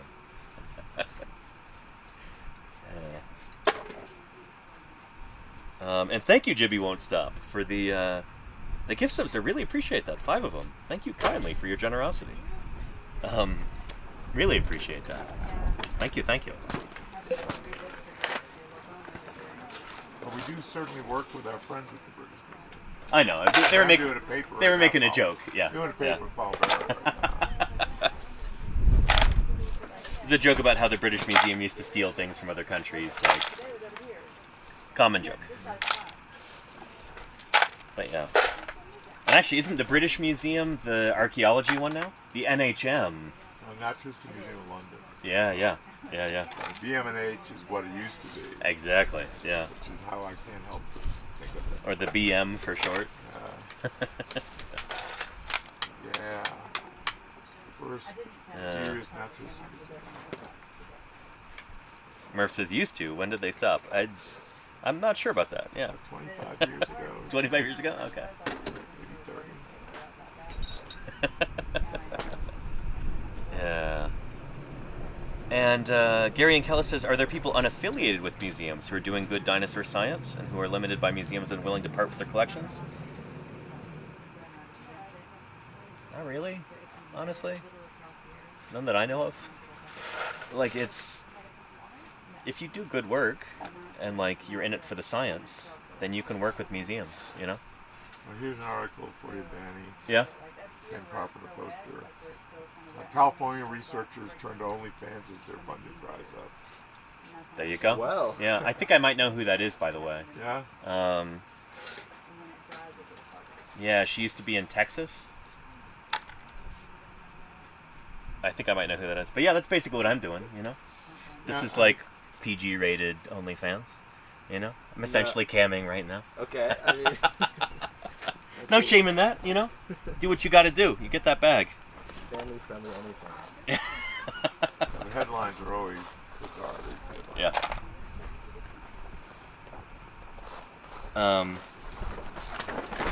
What was I saying?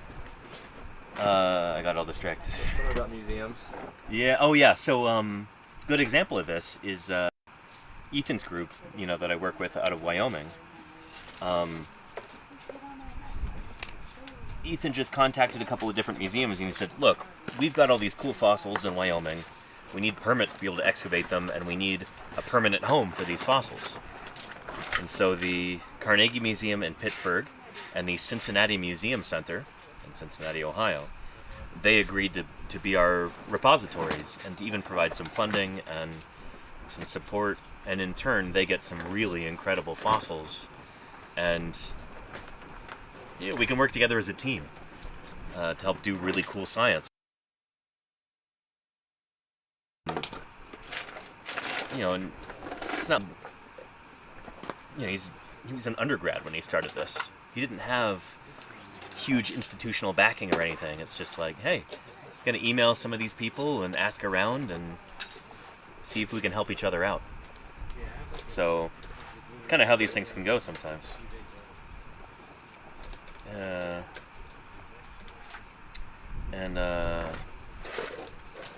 Gunho Guy says, "Morning all from Aussie land. Have you heard about the discovery in Queensland of a food chain?" I don't know. Did you hear about that, Fisher? Mm-mm. Yeah, that's news to us. Oh man. Care to elaborate at all? I'd like to know more details. Yeah. Darwin's Bulldog. Who's Darwin's Bulldog? Huxley? Yeah. But that does sound cool, Gunho Guy. Welcome to Paleontologizing, by the way. Fisher just got back from Australia. He loved it. South Australia. South Australia. What was the mountain range you went nearby? So, I was in the Flinders Range. Flinders Range. Cool. Home of the Ediacaran golden snake. Nice. The oldest animals that we know of. Mm-hmm. Pretty neat. Australia's seems like a really, really cool... I've never been, not yet. But I'd love to be able to go do field work down there at some point in the future. But yeah, gotta link up with some Australian paleontologists first. I'd want to do some dinosaur-related stuff, if at all possible. But, yeah. That's the thing, is there's so few dinosaur fossils out there that, like, are they really gonna bend over backwards to let an American join them? Like, I don't know. Whiskey Pirate says, maybe a stupid question, but how do you plan a living and retirement if you mainly live off of funding? Well, so I don't live... I make my living on Twitch, so if you subscribe, then you're helping me pay the bills. And I've got a meager retirement account set up that I really should be contributing more to. But yeah, it's... If you're a paleontologist who, say, works for the state, like Jim and Don, then you have a retirement account, maybe a pension, that kind of thing. There are paleontologists who work for universities, or for museums, and they might have something. The budgets are lower for stuff like that. It depends.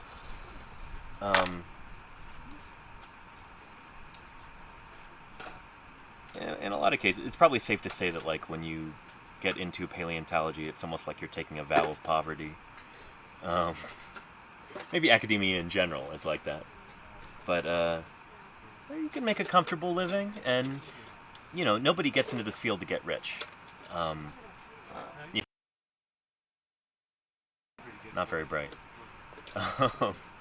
But the margins of the field, yeah. So it's...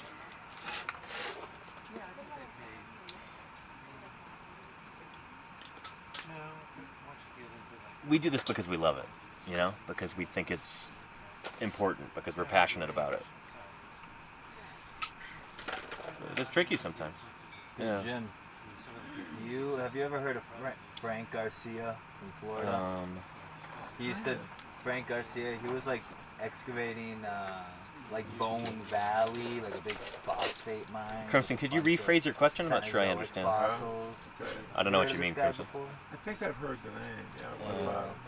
Oh, it's just funny. He just posts a lot on Facebook. Jim was telling us about that this morning. Between the Tampa Bay, An ichthyosaur that ate a pterosaur or something? Yeah, I know. That sounds cool. That's so much.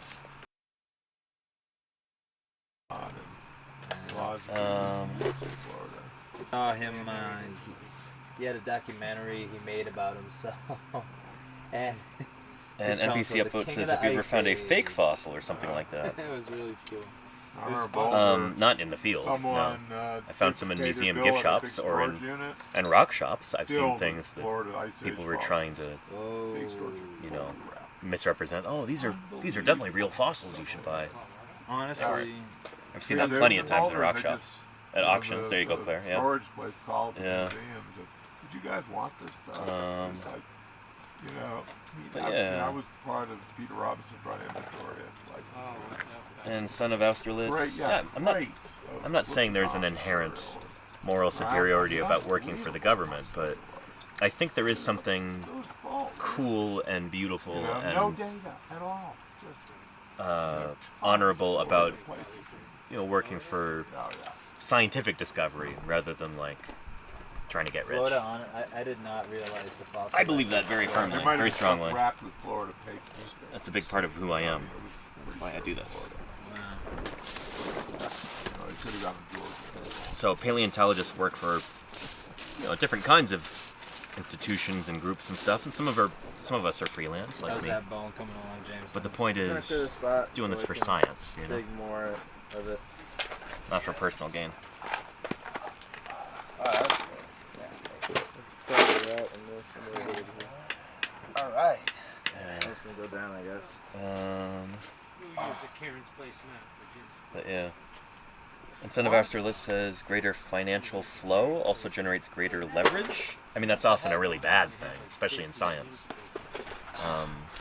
When profit is the motive, Oh, good. the science is corrupted. I did get a lot of It's sleep last night, so I'm yeah. tired as shit. But just these bones, man. You know, just been on grind mode.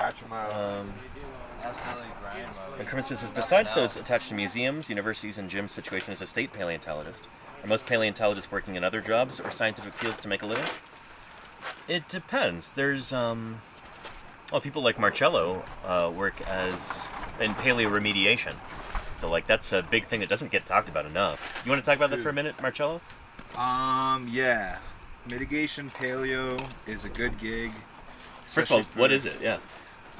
Mitigation paleo is documenting and collecting, if necessary, fossils that are uncovered during construction projects on public or state lands. So, it's been a thing at least since like the 80s, I'm pretty sure. Like even Jim has done some mitigation paleontology. But it's really good right now for people who are just getting their degree in geology, biology, and are interested in paleo. And if they can get one of these jobs, then they'll be getting real hands-on experience being paid for doing field work. Right. So it does have a lot of challenges, but if you can stick with it even for a little bit, the payoff could be incredible because it's bringing you to different parts of the country and paying you pretty well.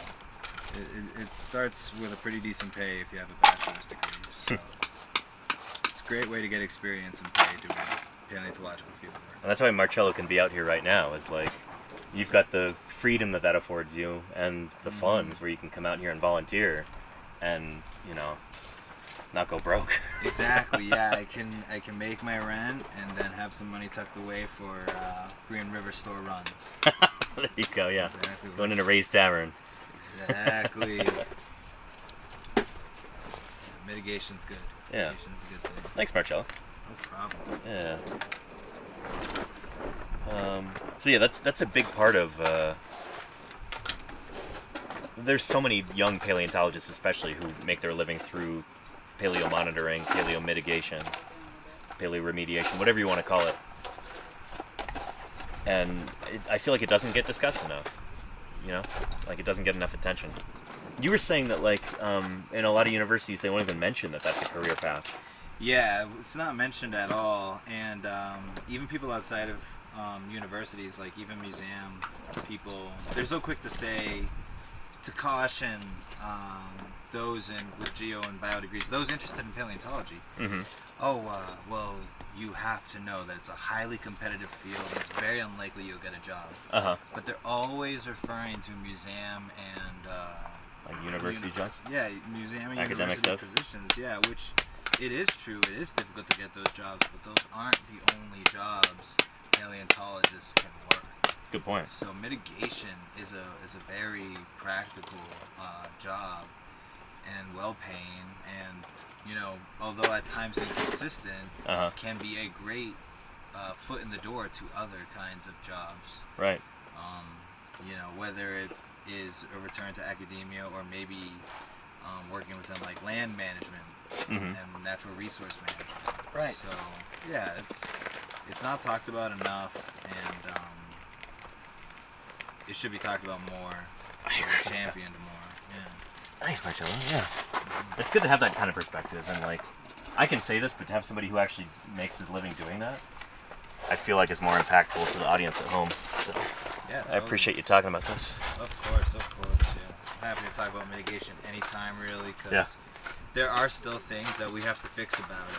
Uh-huh. So, totally be a bigger conversation. It definitely has hardships. Yeah. It definitely does. We got a question for somebody in the chat. How'd you get into paleontology? Put this here like this. Yeah, how I got into paleontology was I was always into it as a kid, and so I went into like middle school, high school, and college knowing that's what I wanted to do. Uh-huh. But I really had to learn the fundamentals of geology in order to have the perspective that I have now, and even I think the perspective necessary for doing science or understanding science at all. Sure. Was really formed during my undergrad, so I was lucky to go to like a supportive state school, and it was a small personal geology department in at Salem State University. So I was there. I learned my geology fundamentals and took on a biology minor as well. Nice. And it was for my senior year, I did a senior thesis on dinosaur footprints of central Massachusetts. Very cool. Which I learned about from messaging Patrick Getty from, also he was from Springfield, Massachusetts. A Massachusetts paleontologist who studied trace fossils. Uh-huh. And so it was through his introduction, that paleontologist, and never looked back. I really began to appreciate those fossils, and after completing my senior thesis on it, I never stopped thinking about them. And with my bachelor's degree in geology and a paleontology-focused research project, when I finally did get to move out west during the pandemic, I went into fieldwork with all that knowledge and looked for trace fossils and began to piece my experience together, doing various kinds of quarrying, prospecting, and then eventually hardcore mitigation. Really cool. Yeah, thanks, yeah. So that's how I got it. Yeah, I had to go from the east to the west, and I did do some good paleo in the east as well. But I totally, even now, I'm learning that there were so many more opportunities than I was initially aware of. So sometimes you just have to spend the time to find out the things, and even though hindsight's 20/20, so it all comes with experience and time. Fried Egg in the chat, who asked me the initial question, says, there are dinosaur footprints in Mass? Whoa. Oh yeah, totally. Oh man. Yeah, it's Noah's Raven is kicking butt in Massachusetts. Oh yeah, Noah's Raven was everywhere. So yeah. The first dinosaur fossils found in the U.S. were, I think, in Massachusetts or Connecticut, right? Yeah, that's exactly footprints. right. Yeah. I think they were People actually forget that. before iguanodont. They Oh, were. really? They were Yeah, described. those They are were like talked about. real before early iguanodont. dinosaur discoveries. Yeah. Western people. But at first they didn't realize they were dinosaurs because nobody knew what dinosaurs were. Do you want to talk about that for a minute, Jim? The whole Noah's Raven story and all that? And Jim's from Massachusetts too. Yes. We're the mass. Oh, beautiful, early Jurassic, late Triassic and early Jurassic. But the sites that are of question right this second are the early Jurassic sites that were found. I think the first ones are mentioned in 1680 or something. Shoot. Yeah, I mean they're it's hard to miss them. Yeah. At that time, but they people are like giant turkey tracks and things. And the first semi-scientific work, of course, was that they were produced by Noah's Raven. That they were giant birds. Was it Pliny Moody? Was the I think it might have Pliny Moody. Yeah. Well, and Edward Hitchcock. I think probably Hitchcock, Puritan, minister, at the time, and it wasn't quite a while later that they were reinterpreted as dinosaur tracks. Right. But what's interesting, far before that, there are petroglyph sites in southern Utah, and probably elsewhere in the world, but where but southern Utah, it's Native Americans, more than 800 years ago. For tracks, surfaces, and the red cliffs down the edge of Grand Staircase National Monument, and actually painted or life-size art of the biggest tracks, these big, what we would call Brontes tracks. Yeah. Of about a 20-foot dinosaur, size, petroglyph drawings, but then they draw it like a trackway, a little simplified three-toed tracks, as they go across the panel, the cliff panel, the tracks, the lateral toe marks widen and turn into bird wings, and they turn into birds flying off. So we figure sometime around 800 years ago, Fremont Indians published a scientific paper on a cliff face about dinosaur tracks representing the thunderbird. And Europeans, 400 years later, came up with about the same point of view, with the same basic background of That's so cool. information. Yeah. So, the Native Americans beat the Europeans to the punch. And what's funny is they were interpreting these as like giant bird tracks. And they did it. I mean, they documented it in this giant petroglyph panel at the track site. And and then a little later, people are like, "Oh, those weren't giant birds; those are dinosaurs." And now we realize, oh, birds are dinosaurs. Yeah, they were closer than we and realized. it's also, it's what you had to work with. Yeah. I mean, big, early Jurassic theropod tracks look big tracks. Yeah, it is almost like they could see that dinosaurs and birds are related. I mean, the tracks are, three-toed theropod but tracks. that's where the broad legend of the Thunderbird comes from. No question. Because these tracks are common throughout the West. This isn't like the only site. Yeah, that's true. They're pretty You common. can't miss them. There's a neat book that kind of explores that topic. I should talk to the microphone. By Adrian Mayer called Fossil Legends of the First Americans. And it looks through a bunch of Native American myths and legends and tries to be like, well, could these be inspired by fossil discoveries?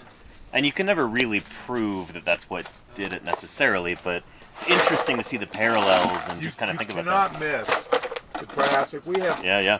we have hundreds of sites, tens of thousands or even hundreds of thousands of dinosaur tracks on the surface in Utah.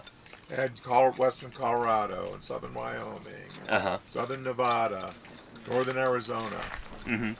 You know, believe Native Americans knew of these tracks for thousands of years before the Navajo even entered the area. You know, you can't miss them. You know, so what do you think? They're obviously trackways of something with giant three-toed feet. You know from day one, some kid like, you know, Grandpa, you know, what is this? Oh, giant bird. You know, I mean, just, you know, Grandpa. These legends, it's so straightforward. Yeah. You know, that's one that, you know, I mean, we can't prove it without time machines. Sure. Yeah. But seems real plausible. Oh, yeah. Yeah. Well, that petroglyph site, that's at least 800 years old, could be older. Yeah, yeah. Showing the tracks turning into birds. That's super cool. It's pretty much, considering there was not a written language, Right. the first dinosaur scientific paper in the United States. I love that. Yeah. Neat stuff. All right. I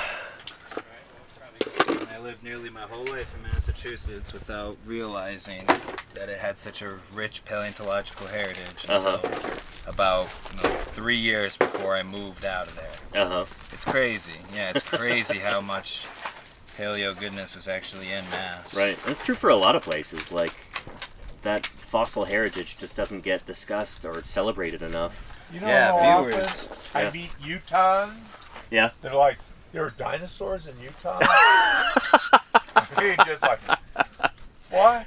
That's... I mean, that's your job, is to tell people about this. Look at a U-Haul truck. I mean, like, Yeah. okay, Dinosaur National Monument, where is that? Yeah, viewers back home, Yeah. I challenge you to look into your own local area's paleontological history. See what you can find. You might be surprised. There you go. Yeah. Yeah. But it's always amusing. It's like, oh, you didn't know there was dinosaurs in Utah? Yeah. Wow, there's forks in the kitchen? Like, Utah's where dinosaurs come from in the U.S. Ridiculously often. I mean, Utah, Montana, Wyoming, the Dakotas, Colorado. And sometimes it's reporters. Yeah, that's nuts, You know, too. they got When, a like... story and they come and you ask me, they're dinosaurs, you know. They're reporters from another state, so they have more of a Sure, yeah, excuse. yeah, But, you know, come here for a job. And Grand Junction was always like that. yeah. You know, they circle reporters through there in TV stations. Okay, yeah, If yeah. they're any good, they move out of there. you know. Uh-huh. And every year, Uh-huh. there were reporters saying, you know, like, the fact there were dinosaurs here is the news. That's the news. That's so funny. Yeah. My goodness. Yeah. Like, yeah, that's kind of 100 years of dinosaur research in this area. Wow, do you know there's this place called Hollywood in California? They make movies there? Like... Hollywood is like another great example. Like, we're always talking about the same places when it comes to where fossils are found. And Yeah. how many people think of, like, you know, I mean, the La Brea tar pits are pretty famous. Yeah. But typically when you think of, like, even Ice Age fossils, you might be thinking of, like, Alaska, Siberia, like far remote places. Sure, Like, yeah, you yeah. don't always think, like, that's right in the middle of a major city. Yep. And we get Pleistocene fossils all over the place, all over the country. It's like probably... That Irvingtonian stuff. Yeah, yeah, yeah. Puzzle. Oh, yeah. Jim knows now, yeah. Yeah, I'm involved with that. Yeah. But, like, it's probably 49 out of 50 U.S. states there's Pleistocene fossils to be found. Probably everywhere except Hawaii. Oh, yeah. And you'll find Pleistocene mammals. Oh, yeah, mammals, they've got a cone shell. Yeah. Yeah. Extinct species. So yeah, look into it. Look Yep. into where you live. United States Really or more not. of a subfossil. Yeah. But still. But I like that perspective because, like, I'm out here in Utah right now. I drove a long way to be here. This is exotic for me in some sense. But, like, there's fossils from down the street from where I grew up in the San Francisco Bay Area. Important fossils from the, Rancho La Brea time. And then Tonian type locality down in Fremont, California. And, you know, kind of awesome fossils are just there in your backyard that you've never heard of because these things just don't get enough attention, you know? So do some digging around. Just Google, like, your hometown or county or wherever you live. Fossils, yeah. And fossils, and you might be surprised, you know? Yeah. Helps give you that context of what Yep. is where. Shinkangadze, thank you for for the raid. Welcome to Paleontologizing. Good to have you here. Yeah. Neat. Welcome back to... Wrap it in the tarp pretty good. Do we have a plastic bag for that, or should we just throw it in a vehicle? Can we wrap it up really good in a tarp or two and put it on top of a bucket? We've got extra tarps. We could do that. Yeah. Huh. I'm gonna drink some more water. Getting dehydrated over here. Oh yeah. I really talked when I woke up this morning. Yeah.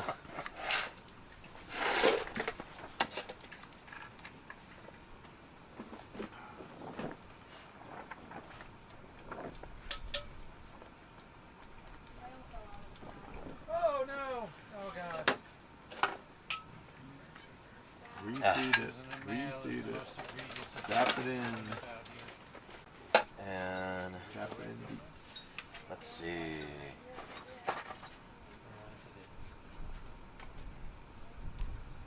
That's really cool. Yeah, tons of cool fossils in there. Yeah. What's this? I was helping the Colorado Geological Survey write signage for the I-70 road cut. Okay. Yeah, and I got listed as a Oh, nice. Contributor? yeah, as a contributor. Yeah. Heck yeah, Marcello. Hey, I got Congrats. all kinds of list me anywhere. That's messed up. Flip this. You got the shims there. Yep. The fifth author. I've been tapping underneath it, Let's yeah. go. It's severed. I just gotta... Get ready to roll it. What? There's not a lot of space to roll it, so I've got to kind of like pick it up and turn it. I need to see this. Yeah, maybe get a. Fisher, do you wanna help me with this? I'm reading through the manuscript right now. So I want to have it completely finalized and submitted by All right. August 13th. So yeah, just kind of test it real quick. Getting my publications up. Put the hands underneath it. I'm most worried about here, but I've got enough of a lip under this that I think we'll probably be okay. Hack out a little bit with a pick. I did already a bit, but if you want to do some more of that, feel free. Nice little one. Yeah.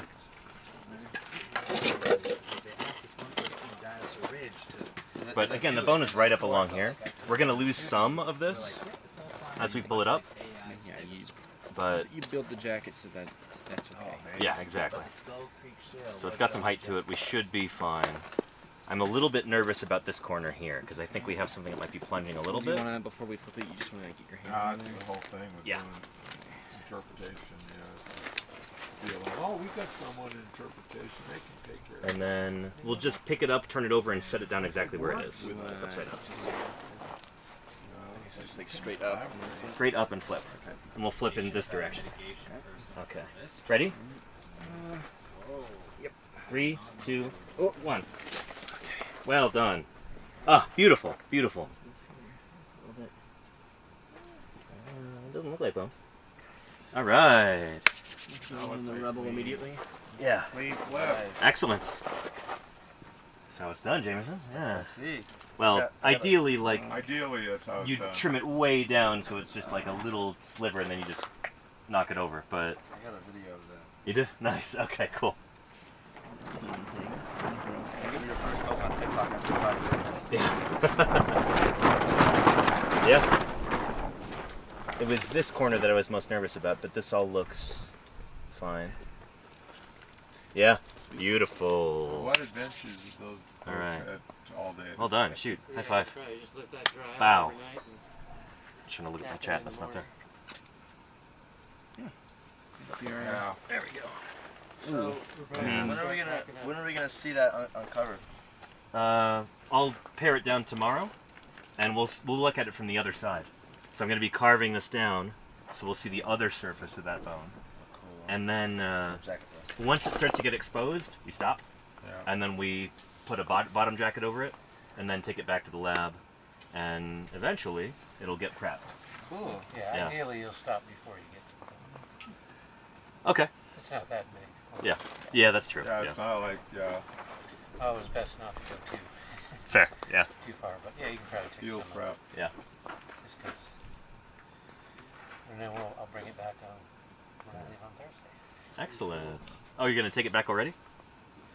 Nice. Yeah. Yeah, Yeah, better safe than sorry. We have, just the less stuff we have to Yeah, do. yeah. And Fewer things to worry about. Yeah. And that way, if we get fossil pouches, then you'll have nothing to poach. Let's go back and look for desert lizards. That's lucrative. I love that phrase so much. So There's a hey, beauty to that. Send you know? me and Danny that. Yeah, I sent it to Danny and Danny. Cool. If you email it to me, that'd be best. Yeah, if you can just text it to me. Okay, text it to Jim, yeah. Okay, 801. But yeah, good stuff. And do we have a Nevadan in the chat? They mentioned Shonosaurus? Yeah. 870. I really want to go out and dig up some of those Triassic ichthyosaurs in Nevada. I don't know if it'll happen this year, but that's something I want to do. It'd be really cool.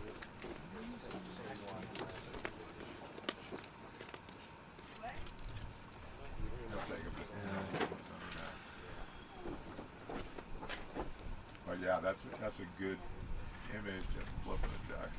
Danny will like that. Yeah, I can use that. It's Yeah. good. It's a good angle on it, guys. Oh, is it? Oh yeah, beautiful. He's got it framed really Nice. I mean, like I said, you Yeah, I can post think that you'll on like it. TikTok after 5 years. Oh, this is great. It's beautiful. Yeah, angle does on your, it. does your Perfect. chat want to see that? Yeah, yeah. I bet Camera. Are you gonna put it in the chat? I was. Oh, just gonna show the Send it- screen, we yeah. could send it to you too. Yeah. Although you can put that on your whatever, like. Your stuff. Instagram and then plug it. I think so if you want to. Yeah. Yeah. Yeah, nice. Beautiful.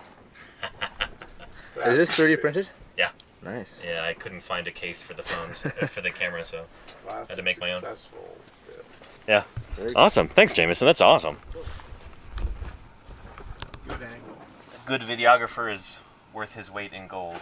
I am a photographer, so. Yeah. Clearly. Well framed. Yeah.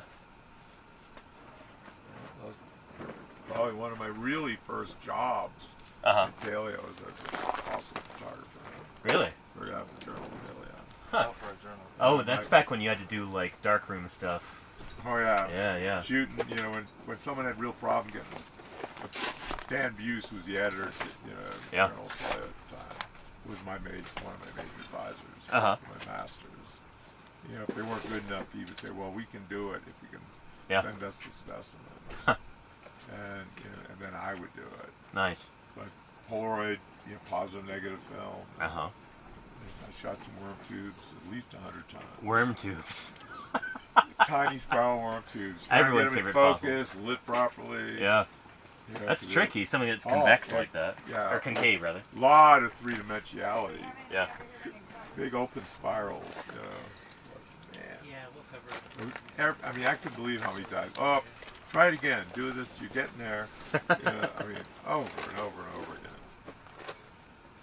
But it was really good. I got drilled into me what good paleo publishable pictures should look like. Right. Important. All right.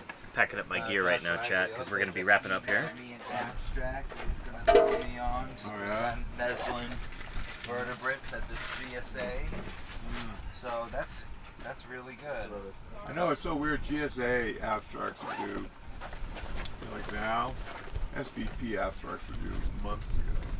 Oh wow. You know, I mean, it's like Ed wasn't happy. Well, that's because they don't vet them. Yeah, GSA does. They just let anything in. Dang. So they don't need as much time. Yeah, I just read that abstract. I'm like, dang, Josh, you do everything but mention the trace fossils. What's that, Don?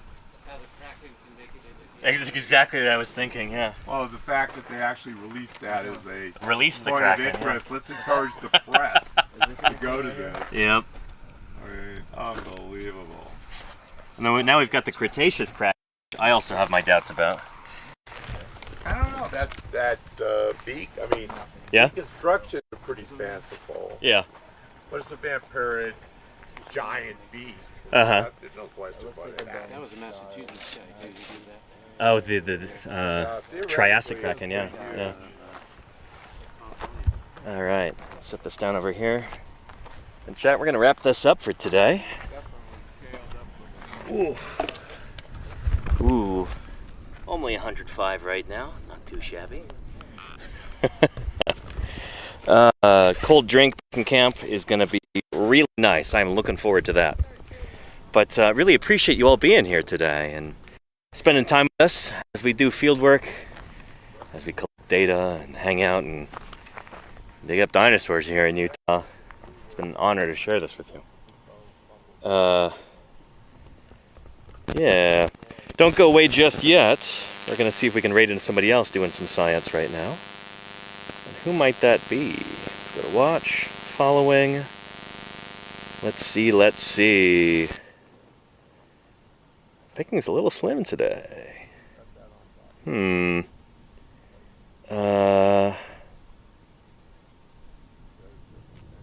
know what? Let's go raid into the Tech Bird, why don't we? Seattle's Backyard Bird Buffet. That sounds pretty cool. It's not even Thursday Birds Day. It's only Tuesday. But we're going to go raid into the Tech Bird and get them some follows, I hope. Here. Raid the Tech Bird. Bow. Excellent. Hopefully we don't cause too much of a ruckus there. Gonna go see a live bird cam, watch some birds eating. It's gonna be cool. Everybody, thank you for being here. Thank you for your viewership. Thanks for watching and asking questions and enthusing and just hanging out, you know? It feels like a big deal. When I first started streaming here on Twitch, I didn't know if anybody would want to watch paleontology happen live. I knew I would really want to do that. Like, if I'd been a kid looking for this kind of thing online, I would have been blown away. But I didn't know if anybody else felt the same way, and I'm glad that people do. Thank you to those folks who make these streams possible through their financial contributions. The subscribers, the gifters, the cheerers, the people who donate on Ko-Fi as well. You're the reason that I can make my living doing this. You're the reason why this channel has existed for 6 years now. And the reason I can come out here and do fieldwork. So I appreciate you, financial supporters, more than I can say. Likewise to the moderators. Thank you all on the mod team for keeping this a safe and welcoming community for everybody. Thank you for answering questions in the chat that I can't get to while I'm doing other stuff out here in the field. You don't know how much easier that makes my life. I appreciate that more than you know, mods. Without further ado, we're going to go right into the Tech Bird. And I will see you tomorrow, I hope. 2 hours early tomorrow, because we're going into Moab. 2 hours early. Tomorrow's stream also ending 2 hours early. I'll see you then. Bye-bye.